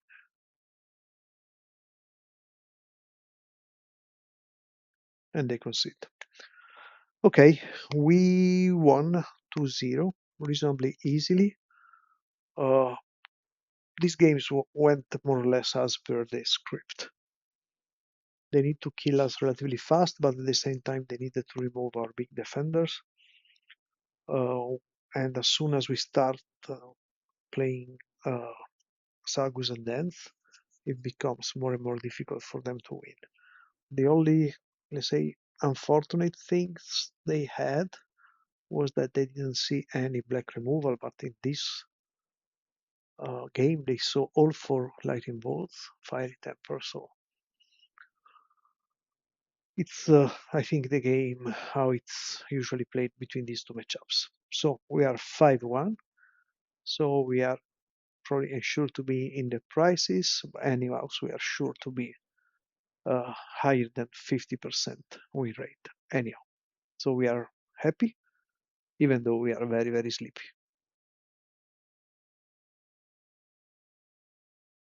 Back to the showcase challenge, waiting for round 7 to start. We climbed up to 22nd, still in the lower portion of our tier, meaning our tiebreakers are not very good, but we are happy up to now. Let's see if ideally we can chain at least a couple of additional wins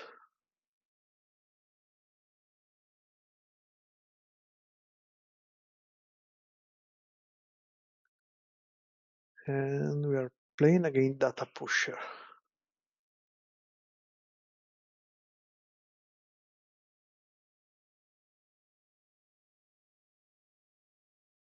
Who is an Italian player who top 8'd the latest Pauper Geddon with Ruby Storm, so we might assume they are on Ruby Storm, especially because otherwise they typically are on Jund, which I don't really like. This hand is slow, but we keep it because we don't know exactly what they are on.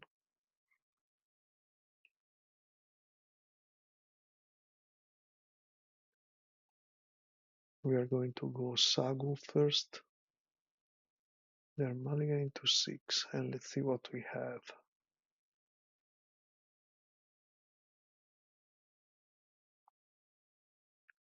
I will say 80% is Ruby Storm. Indeed, yeah. Okay, so game 1 against Ruby Storm is really, really hard. While we can have a bit of hope in the other games due to the moment to the spore frog, but especially due to the weathers.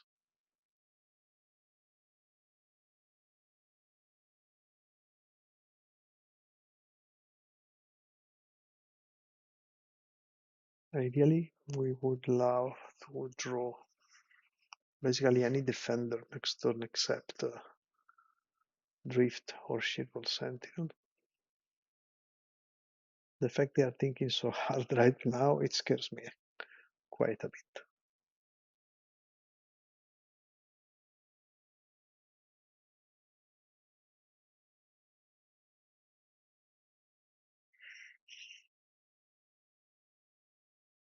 So we'll say that before having in sideboard Weather the Storm, this matchup was almost impossible.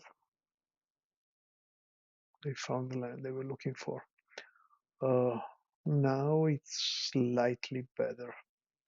So here we go lead, and we do find a Saruli. Now technically we could be dead next turn, but on the other hand we cannot do anything about it.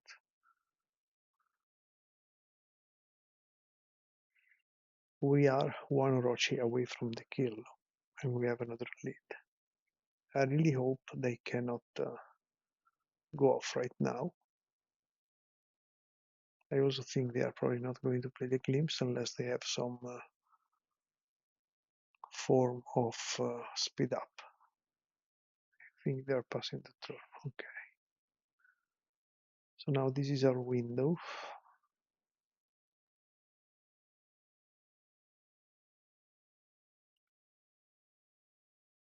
Please Orochi.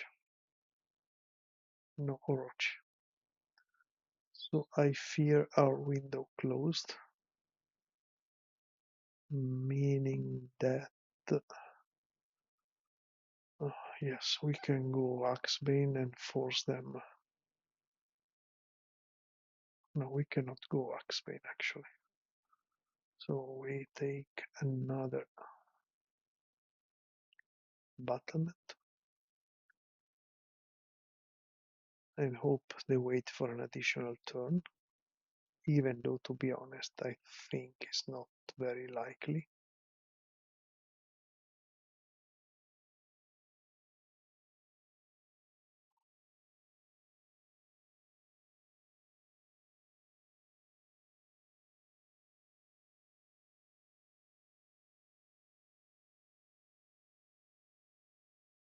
They discarded the first day.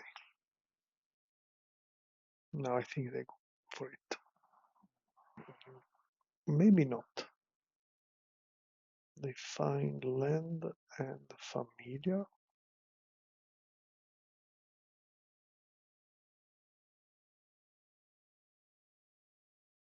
And now they start doing their thing.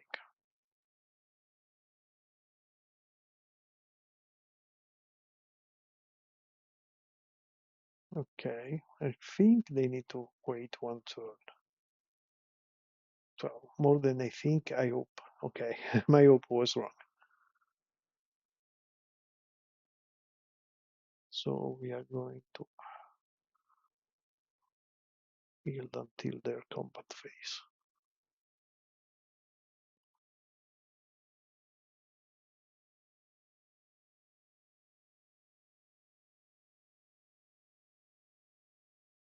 They have a bazillion card and they even have the first day.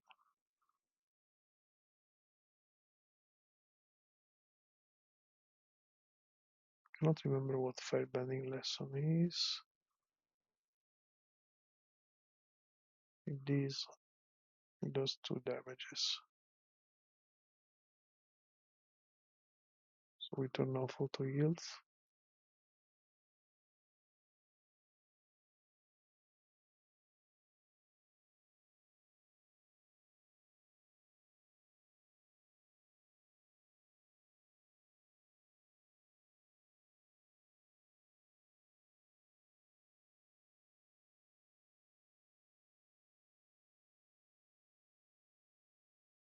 Let's see what they discard or they take. Okay, they use it.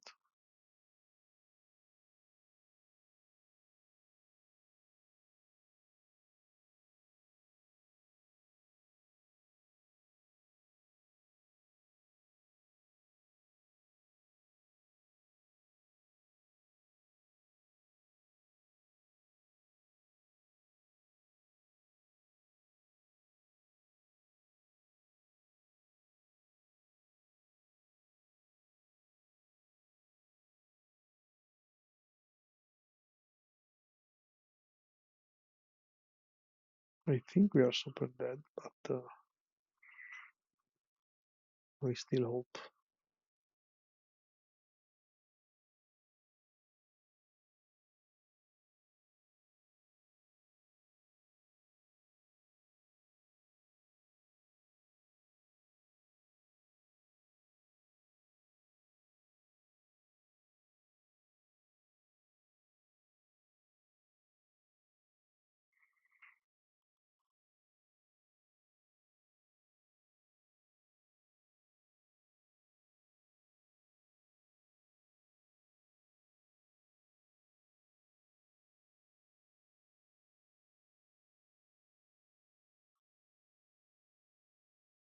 And now they will do the giant thing, I think.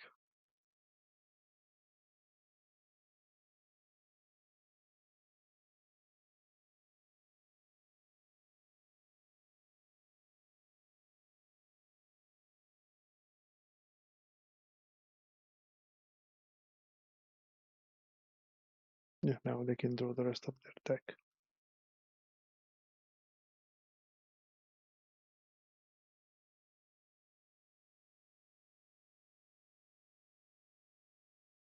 How big is it? 36, 36. So we lose turn 4 as expected. Unfortunately, we did not find the Orochi. I really think this deck should be banned somehow because I really don't like storm decks. They force you to wait 2 hours because they technically can theoretically fizzle, but a game probably is interactable enough not to really need any banning. Anyhow, here we side in all the weathers. We side out. Into side out 5 cards. I think we side out the winding ways and one each of these.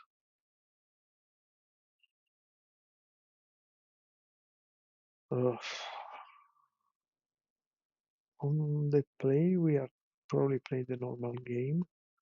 On the draw, we might need to try to mulligan to a weather.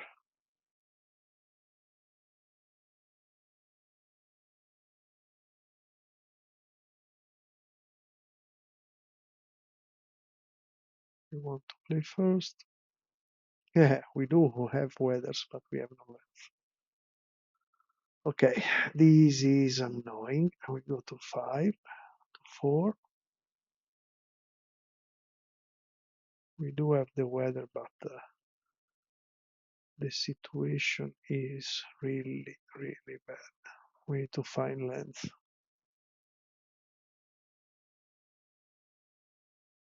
We need at least one land.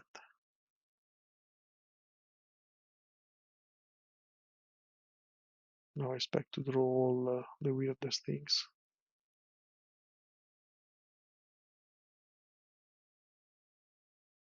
We might be dead next turn already. We need the land.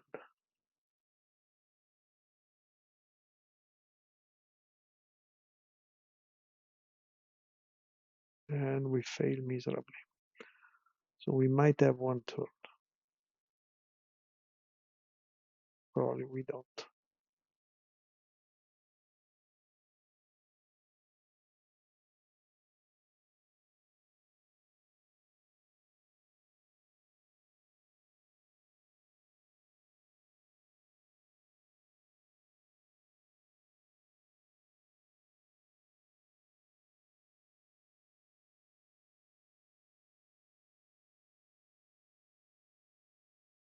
We had those the spore frog, but okay, I just consider I don't want to waste time.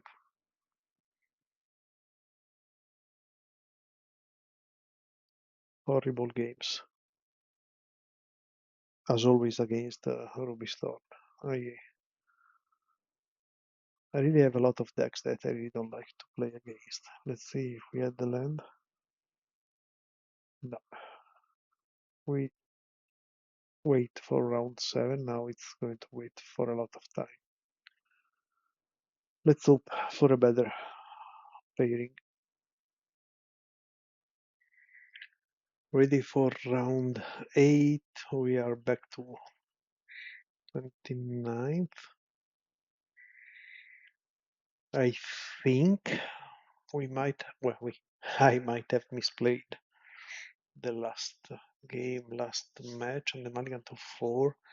I probably should have kept the Spore Frog instead of the lead, because at least we would have something in case to stop the combo for one turn, more or less. Anyhow, we're against Ale MTG. We are on the play. I don't know what they are possibly playing. Okay, this end is reasonable. Let's just hope it's not Monogram Madness. Anything else is doable. So we start with our Tinderwall and let's see what is their first land. Okay, this was not exactly what I wanted to see, but it's okay. So these might be Fairies or Mono Blue Terror. Fairies. Fairies is, I would say, 50-50 matchup. It will depend if they have another. Oh, they do not have land or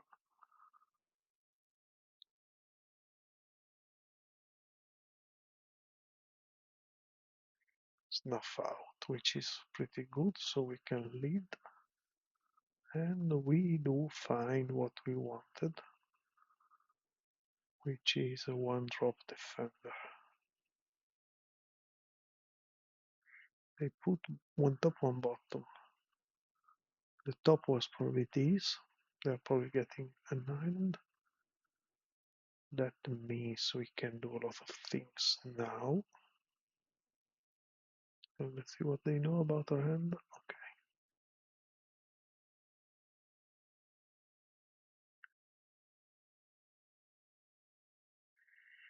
Okay, so now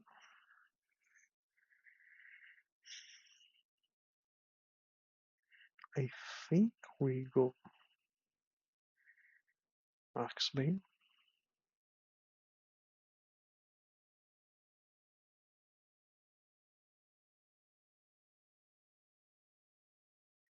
We should actually have untapped first. Okay, they do not have. But instead of playing the Axe Pain, we play an Ant. And they concede. Okay, we started well. So against Fairies, I think we just side in the. Oh, for sure we side in the Tamias. I don't think it's worth it. Like against Monobull Fairies, we could side in even the 9 here. Against the Blue Black, probably it's not worth. We side out.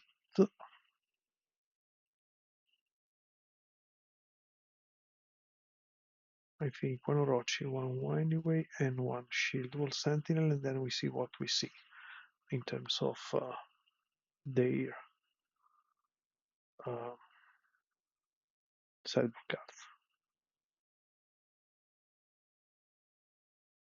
I would say, yeah, Fairies is roughly 50-50, but yeah, let's say on the slightly negative side of it.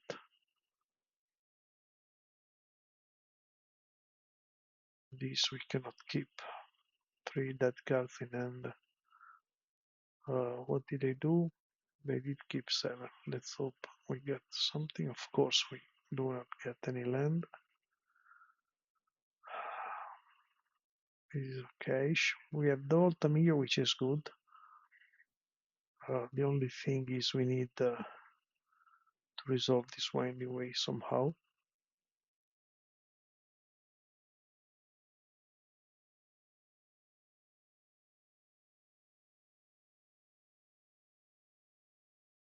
And we are going to do it. Which is very good.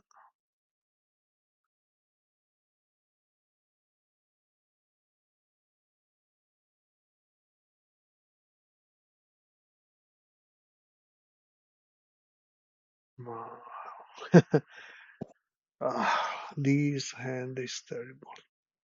The small Ninja is usually not a huge problem. The problem is that we do not have anything because it doesn't give them card advantage unless they have another Ninja. They don't. Discard the land, 5 cards in hand. So here we just try Sagu.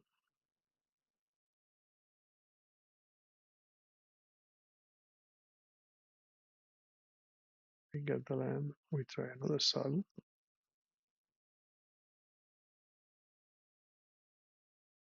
We get the land, and we pass the turn.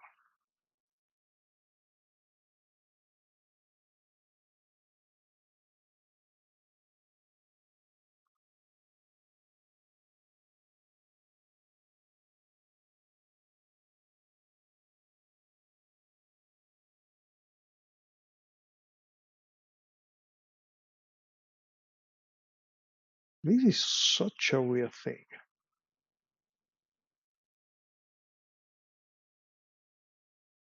Okay, so here we go Quirion since they know we have it, they will spell stutter it, they don't. So we go Saruli. And they don't spell stutter. We actually need both of these creatures. We are going to try to save one. They need the spell pierce. Or they snuff out, okay.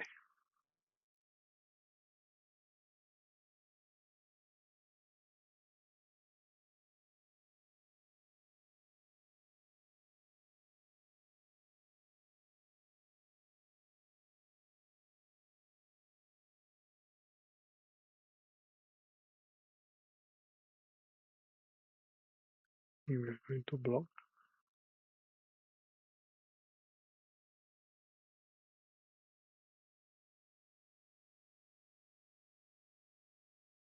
We try a Tinderwood. They do have the spell starter. Put the fifth land in play and we pass the turn. We need to find something.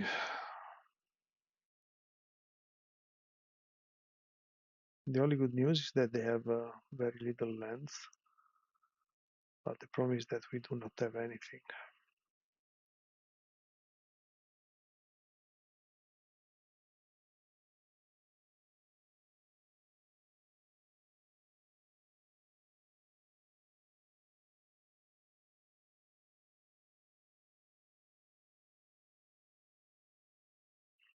Let's try.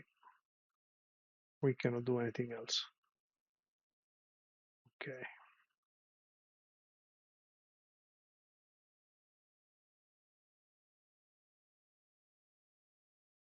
They do not have the land, which is good for us.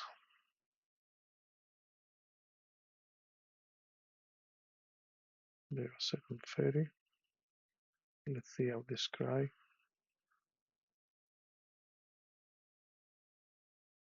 One is probably bottom.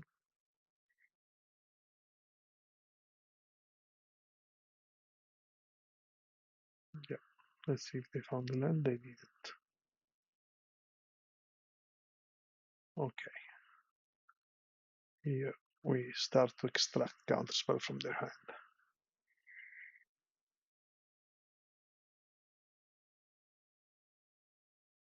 The only negative thing is that we cannot protect our defender. They still have no lands though. Well, we have way too many lands instead.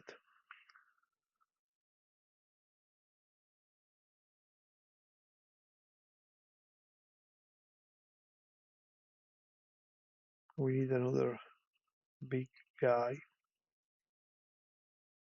possibly a sideboard with a winding way, but it's complicated. Okay, let's see if they have another spell starter.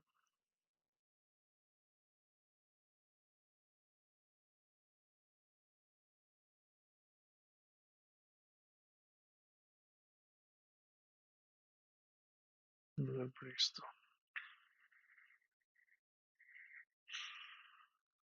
They probably have another snuff out.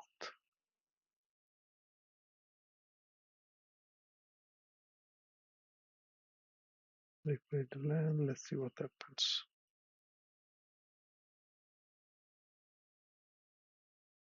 We go to 6. No ninja. We try.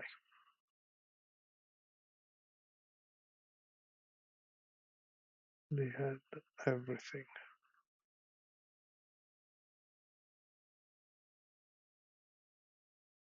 We concede. Unfortunate, but yeah. Double snuff out, double counterspell versus a very weak Mulligan 2-5.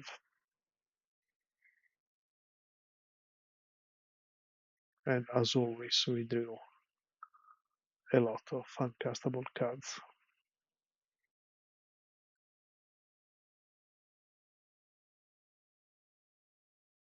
No, I don't think we want the Orochi.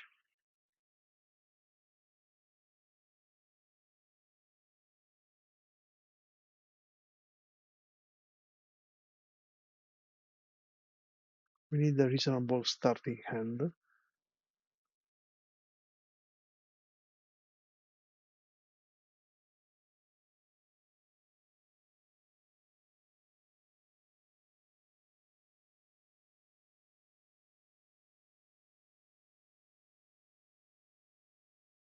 Perfect. Ay, ay, ay. Okay, this is a reasonable one.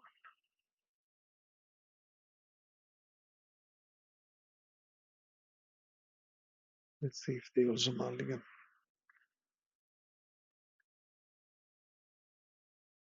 I really hope they don't with the hand that they should actually mulligan.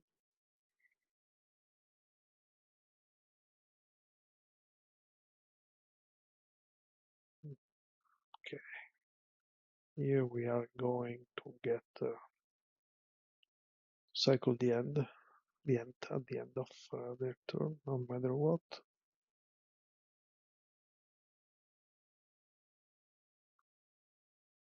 Now let's see what we draw. Nothing, so we go for one anyway.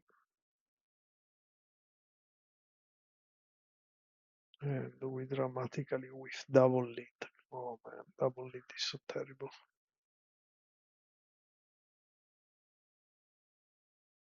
Let's hope they are looking for land.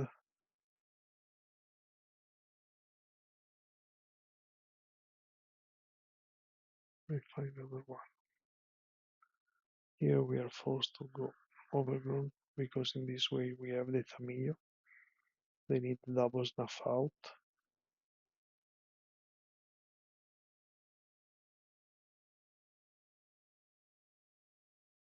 They have extracted confession. Another land.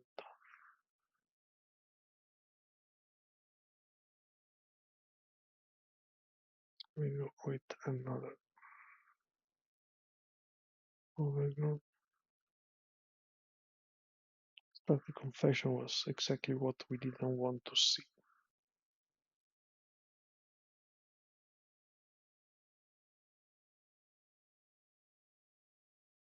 The only good news is that they cannot. They need to have cast down and snuff out like they did before.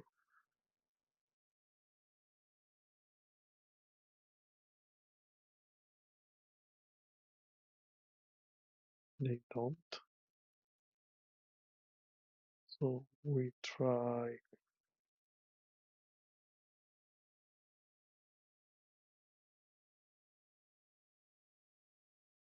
Let's see if this extract counts, but it doesn't. Okay.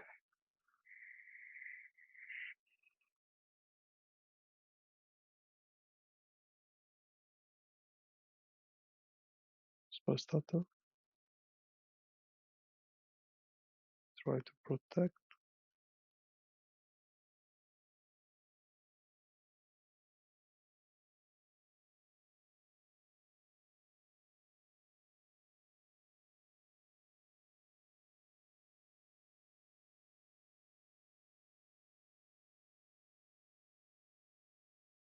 That one anyway was terrible though. And they did that once again. Triple removal.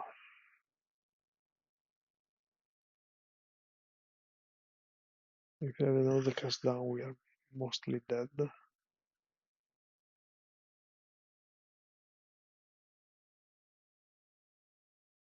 Okay, they whiffed. Now we need a lead or something good. Okay, this is something good.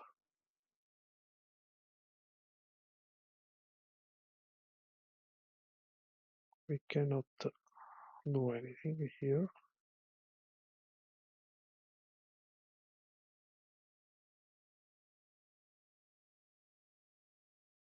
They had another stuff out. Okay.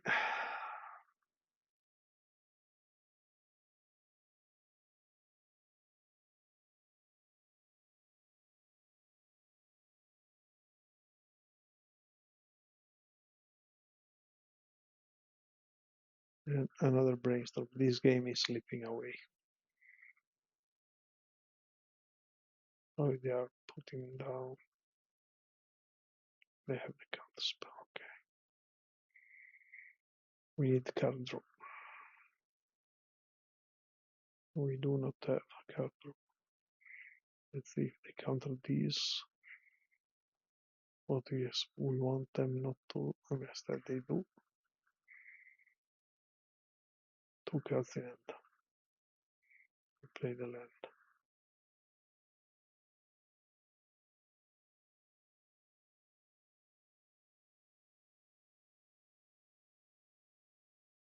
They might even ninja us, which is unfortunate. They don't. Okay.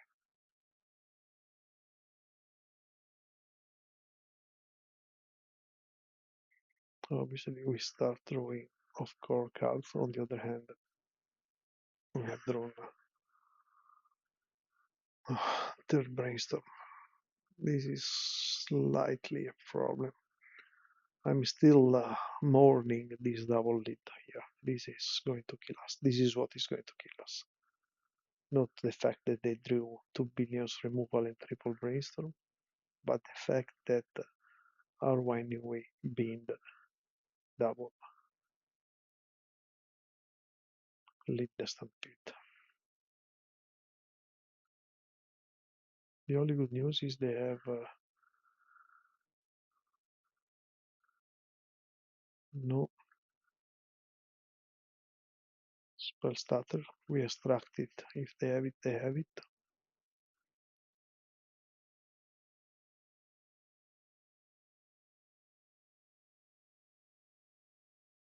We go draw 5. Draw 5, draw 3.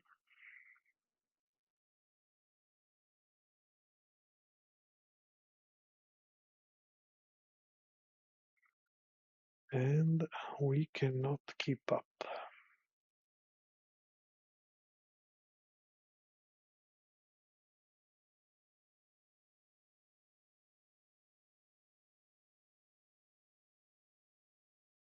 Let's see if they have the counter spell.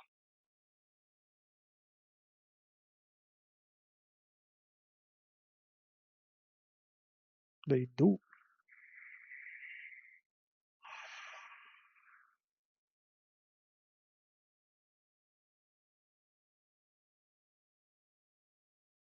First fairy on board.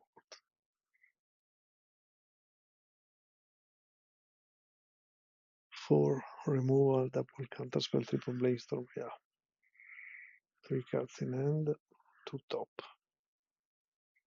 No, probably they have a ninja. Maybe not, maybe yes. Okay.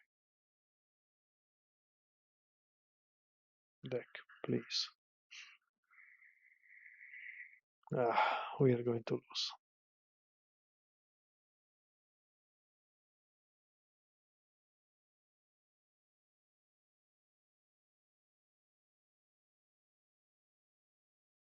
We will wait one turn, then we will try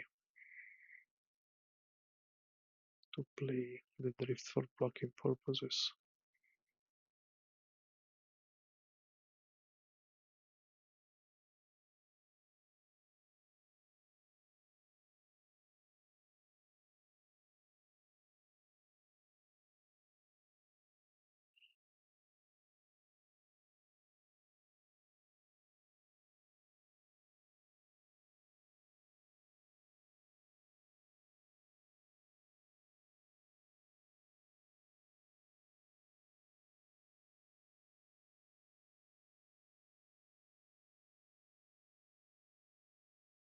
The only good news is that they spent 2 counterspell.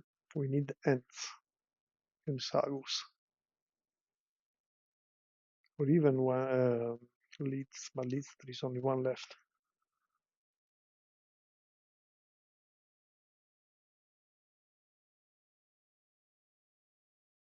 Here we try it. Probably a spell starter is going to come.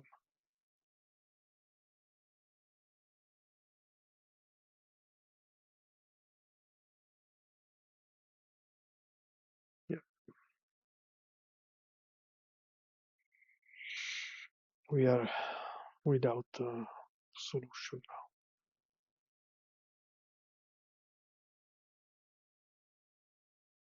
So incredibly annoying.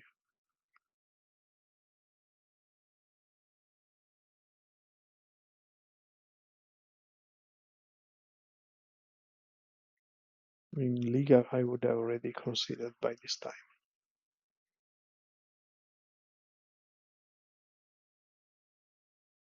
We are dead.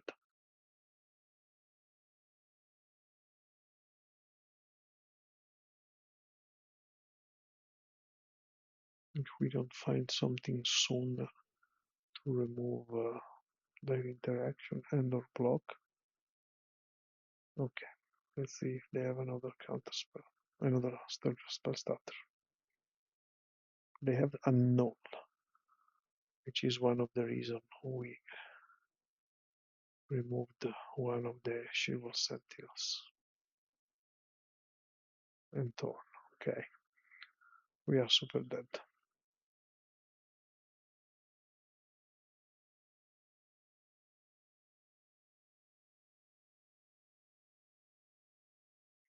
Incredibly poor games. When we lost, we never played because of, just bad luck. Let's see if they have another counter or another spell starter. They don't. I expect a removal.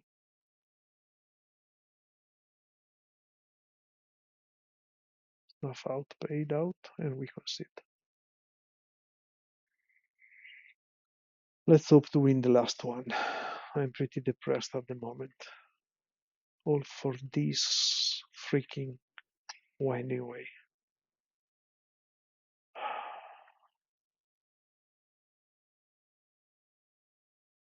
Welcome back, ready for the last match. Even though I'm super tired and slightly depressed, we're down to 42. So I think at best we can top 64.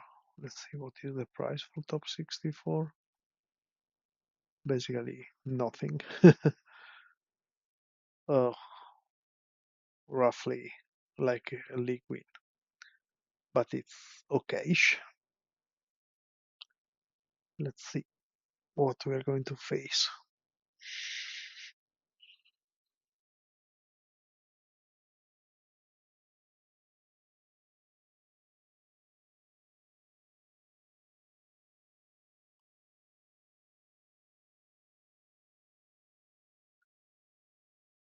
We are on the play against Strongmind, that is a name totally unknown to me. And we mulligan the first one, we keep the second one. We're going to put down one Orochi. As usual, we wait until 24 minutes of the opponent time in case I repause the recording. Let's hope they are going to arrive soon. Especially because I need to wake up in less than 7 hours to go to work.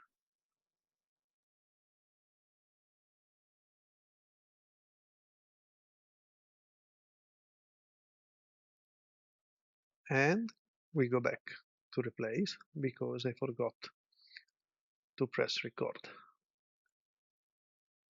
So as we saw, we mulligan the first hand. We are going to keep this one on the play, putting down one Orochi.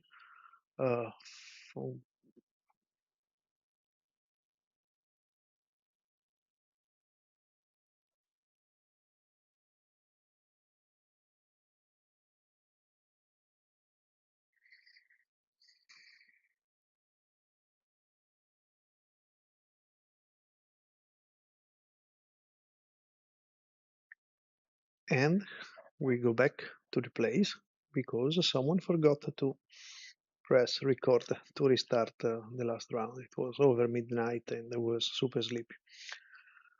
So we were at this point where we mulligan on the play. We keep this hand, we will put down on Orochi.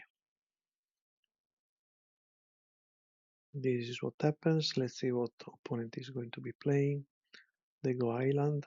We really hope to be finally Terror. Here we get a very good battlement that we can play without fear of countering. And they do cycle, I think, Elonian revealed. Yeah. To get another island. So it seems to be Terror, which we really want it to be. The problem is we cannot play anything. We can play only the Orochi just to see if they want to try the counter, but they don't. They cycle another L'Oreal Vid, and unfortunately we find a contaminated aquifer. This could be still Monoblue Terror. Let's see.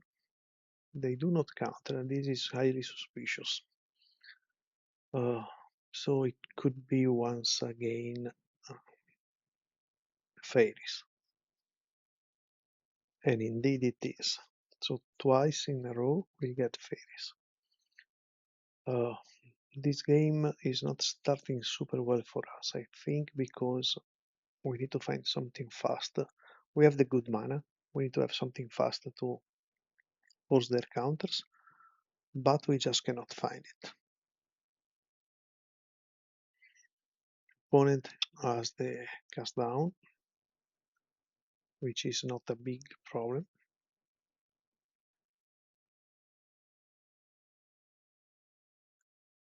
We do find a Rift. We try for the lead, but they have spell stutter. Now we have to try for the winding way, and they have another spell stutter. So it's the worst possible starting for us. We did concede at this point. It was mostly frustration. I should have played a little longer, I think. Anyhow, let's go to game 2.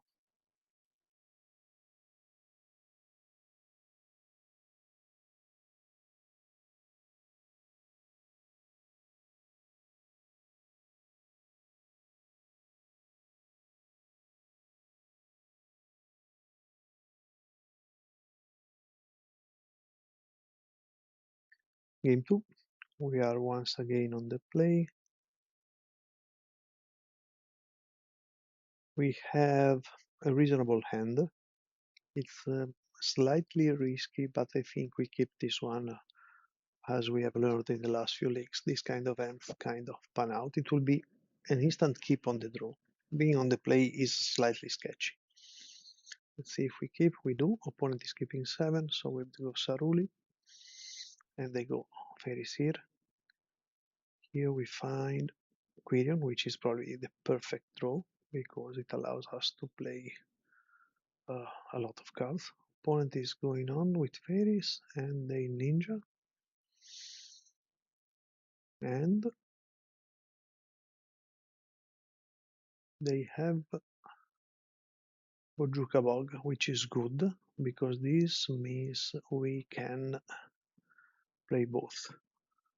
We can play a lot of things. We can probably go Tuck into Overgrown into lead the Stampede, trying to find for the kill. We are very close to the kill here. They cannot do anything. I don't think we go lead into Overgrown. Let's see what we did. Yeah, we go Tuck into Overgrown into lead. We do not find much, but it's a reasonable one. Unfortunately, we put down 2 different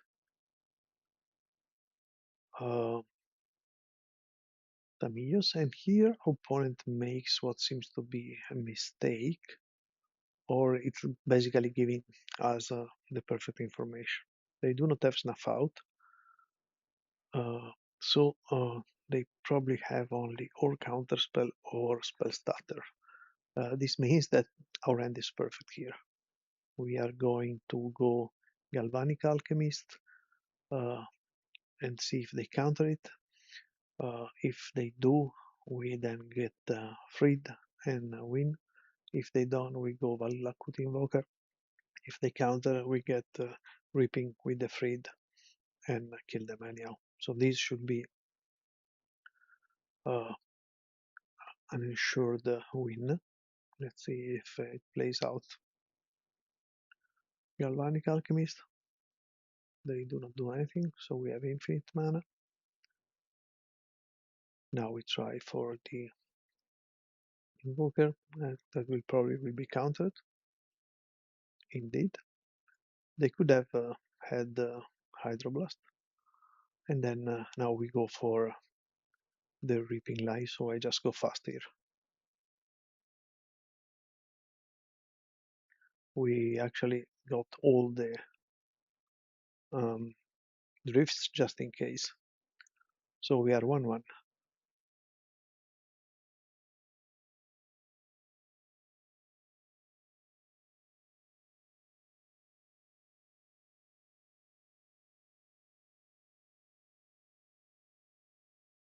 Game 3 on the draw.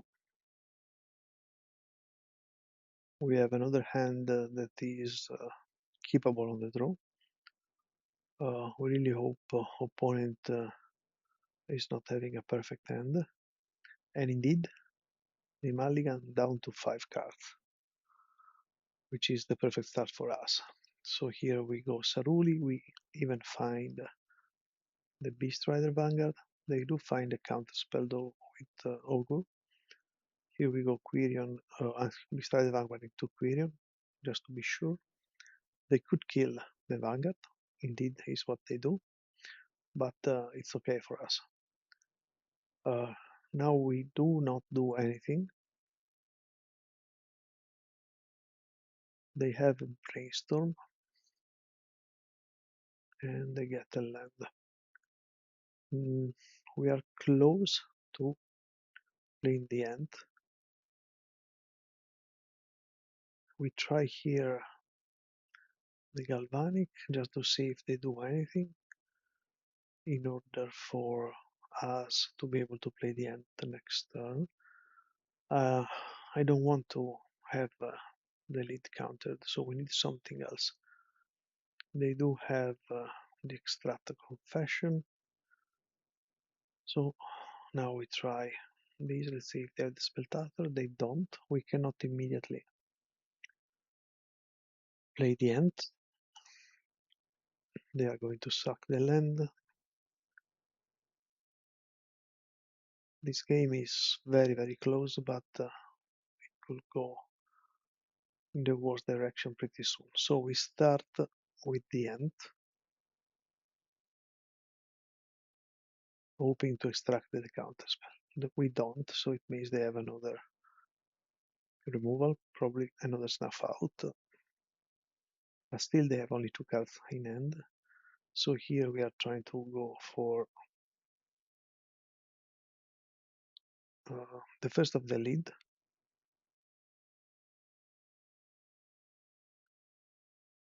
Which we know for sure will be countered. We don't.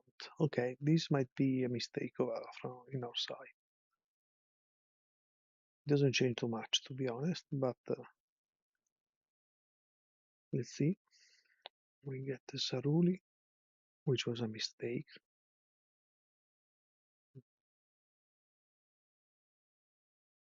We are giving them way too much time, I'm afraid, by this counterspell. This is where fatigue, I think, entered.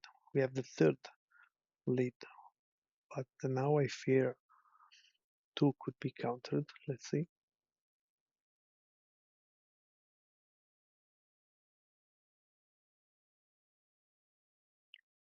They are not, but the first was really a poor one.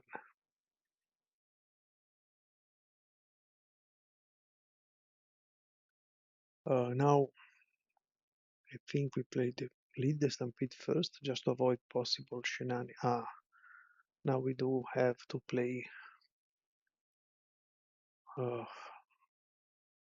okay, this is probably was not correct, because now there is the risk of the third spell stutter, like in game 1. They do not find it, and we do find a lot of mana.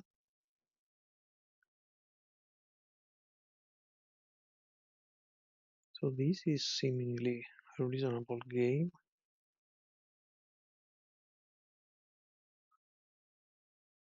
I think we try to go for it, because we have the Tamios.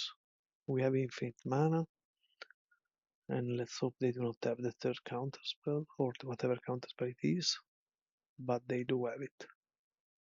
Second counterspell. So now things are actually bad for us. Look, they drew only good cards. We find lands, a lot of lands, to be honest, considering we put down something like 5 or 6 lands with the 2 leads, and of course they do find the thorn. So this game is slipping away from us very fast. I'm not sure why I didn't attack with both but now we need something fast or we are just going to be dead. Nothing.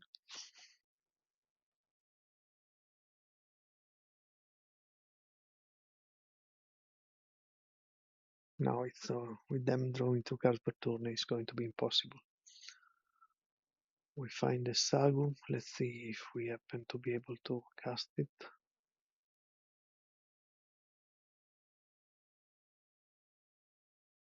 They do find the third counterspell, so this is an impossible game. We once again whiffed with our card draw. We possibly played a little too conservatively, so they tell us they have the Lorien revealed. They go Ogre. They seemingly whiff. We need to find something with this next draw step, or probably we concede. We get the Reaping, which is not a terrible start. So here we are going to get, I think, double Valakut Invoker. This way we play around one counterspell, but of course if they have it, they have it. And they have once again the third spell starter. I think this was probably a mistake, but to be honest, I did not have anything else. Now they are probably have some kind of sweeper since they attack with everything. Let's see which one it is. Harps of Adar. And they get another turn, which is fine. Now we have our last shot. Let's see what we draw. We draw an Axebane and we probably concede here. Really unfortunate game 3. Really unfortunate tournament, I would say. Meaning we did not meet, well, we met only a couple of good matchups and all very bad ones. Super weird to have twice in a row UB Faeries. And both matches played very similarly, with them doing their thing and basically we whiffing at some point due to our card draw being less effective. It's yeah, definitely annoying. I'm not sure we played correctly this last game in particular. We were too scared by that original counterspell that was actually, I mean, the mulligan to 5, and that counterspell was what gave them way too many turns because we couldn't find something. We did find a lot of lands and we kind of whiffed twice with Lead the Stampedes, and then they drew amazingly well afterwards because they drew double spell starter, double counter spell, thorn, and additional double removal in a matter of probably 10 cards. So it is what it is. We end up very frustrated. I am recording this the morning after, so as general remarks, we ended up in top 64, which is not too bad. But I still don't like the way we lost them because we lost to Ruby Storm from Mulligan to 4, even though it was possibly a mistake there. We lost twice against Fairies, which is very close, as I said, probably in the first game. It's close to 50-50, but slightly on the negative side. We need a little bit of luck, and we didn't have it. On the other side, we did have plenty of good luck against the bad matchups, so it's okay. I think the deck performed reasonably well, and we went home with a bit of prize. For the future, I think I'm keeping the list as it is. The possible slots that I'm questioning at the moment are the Spore Frog and the Gorilla Shaman. They could be something different. especially if the amount of fairies is going to be super high, meaning we might have to go back to 1 or 2 scattershot archers. So that's all for this very long video.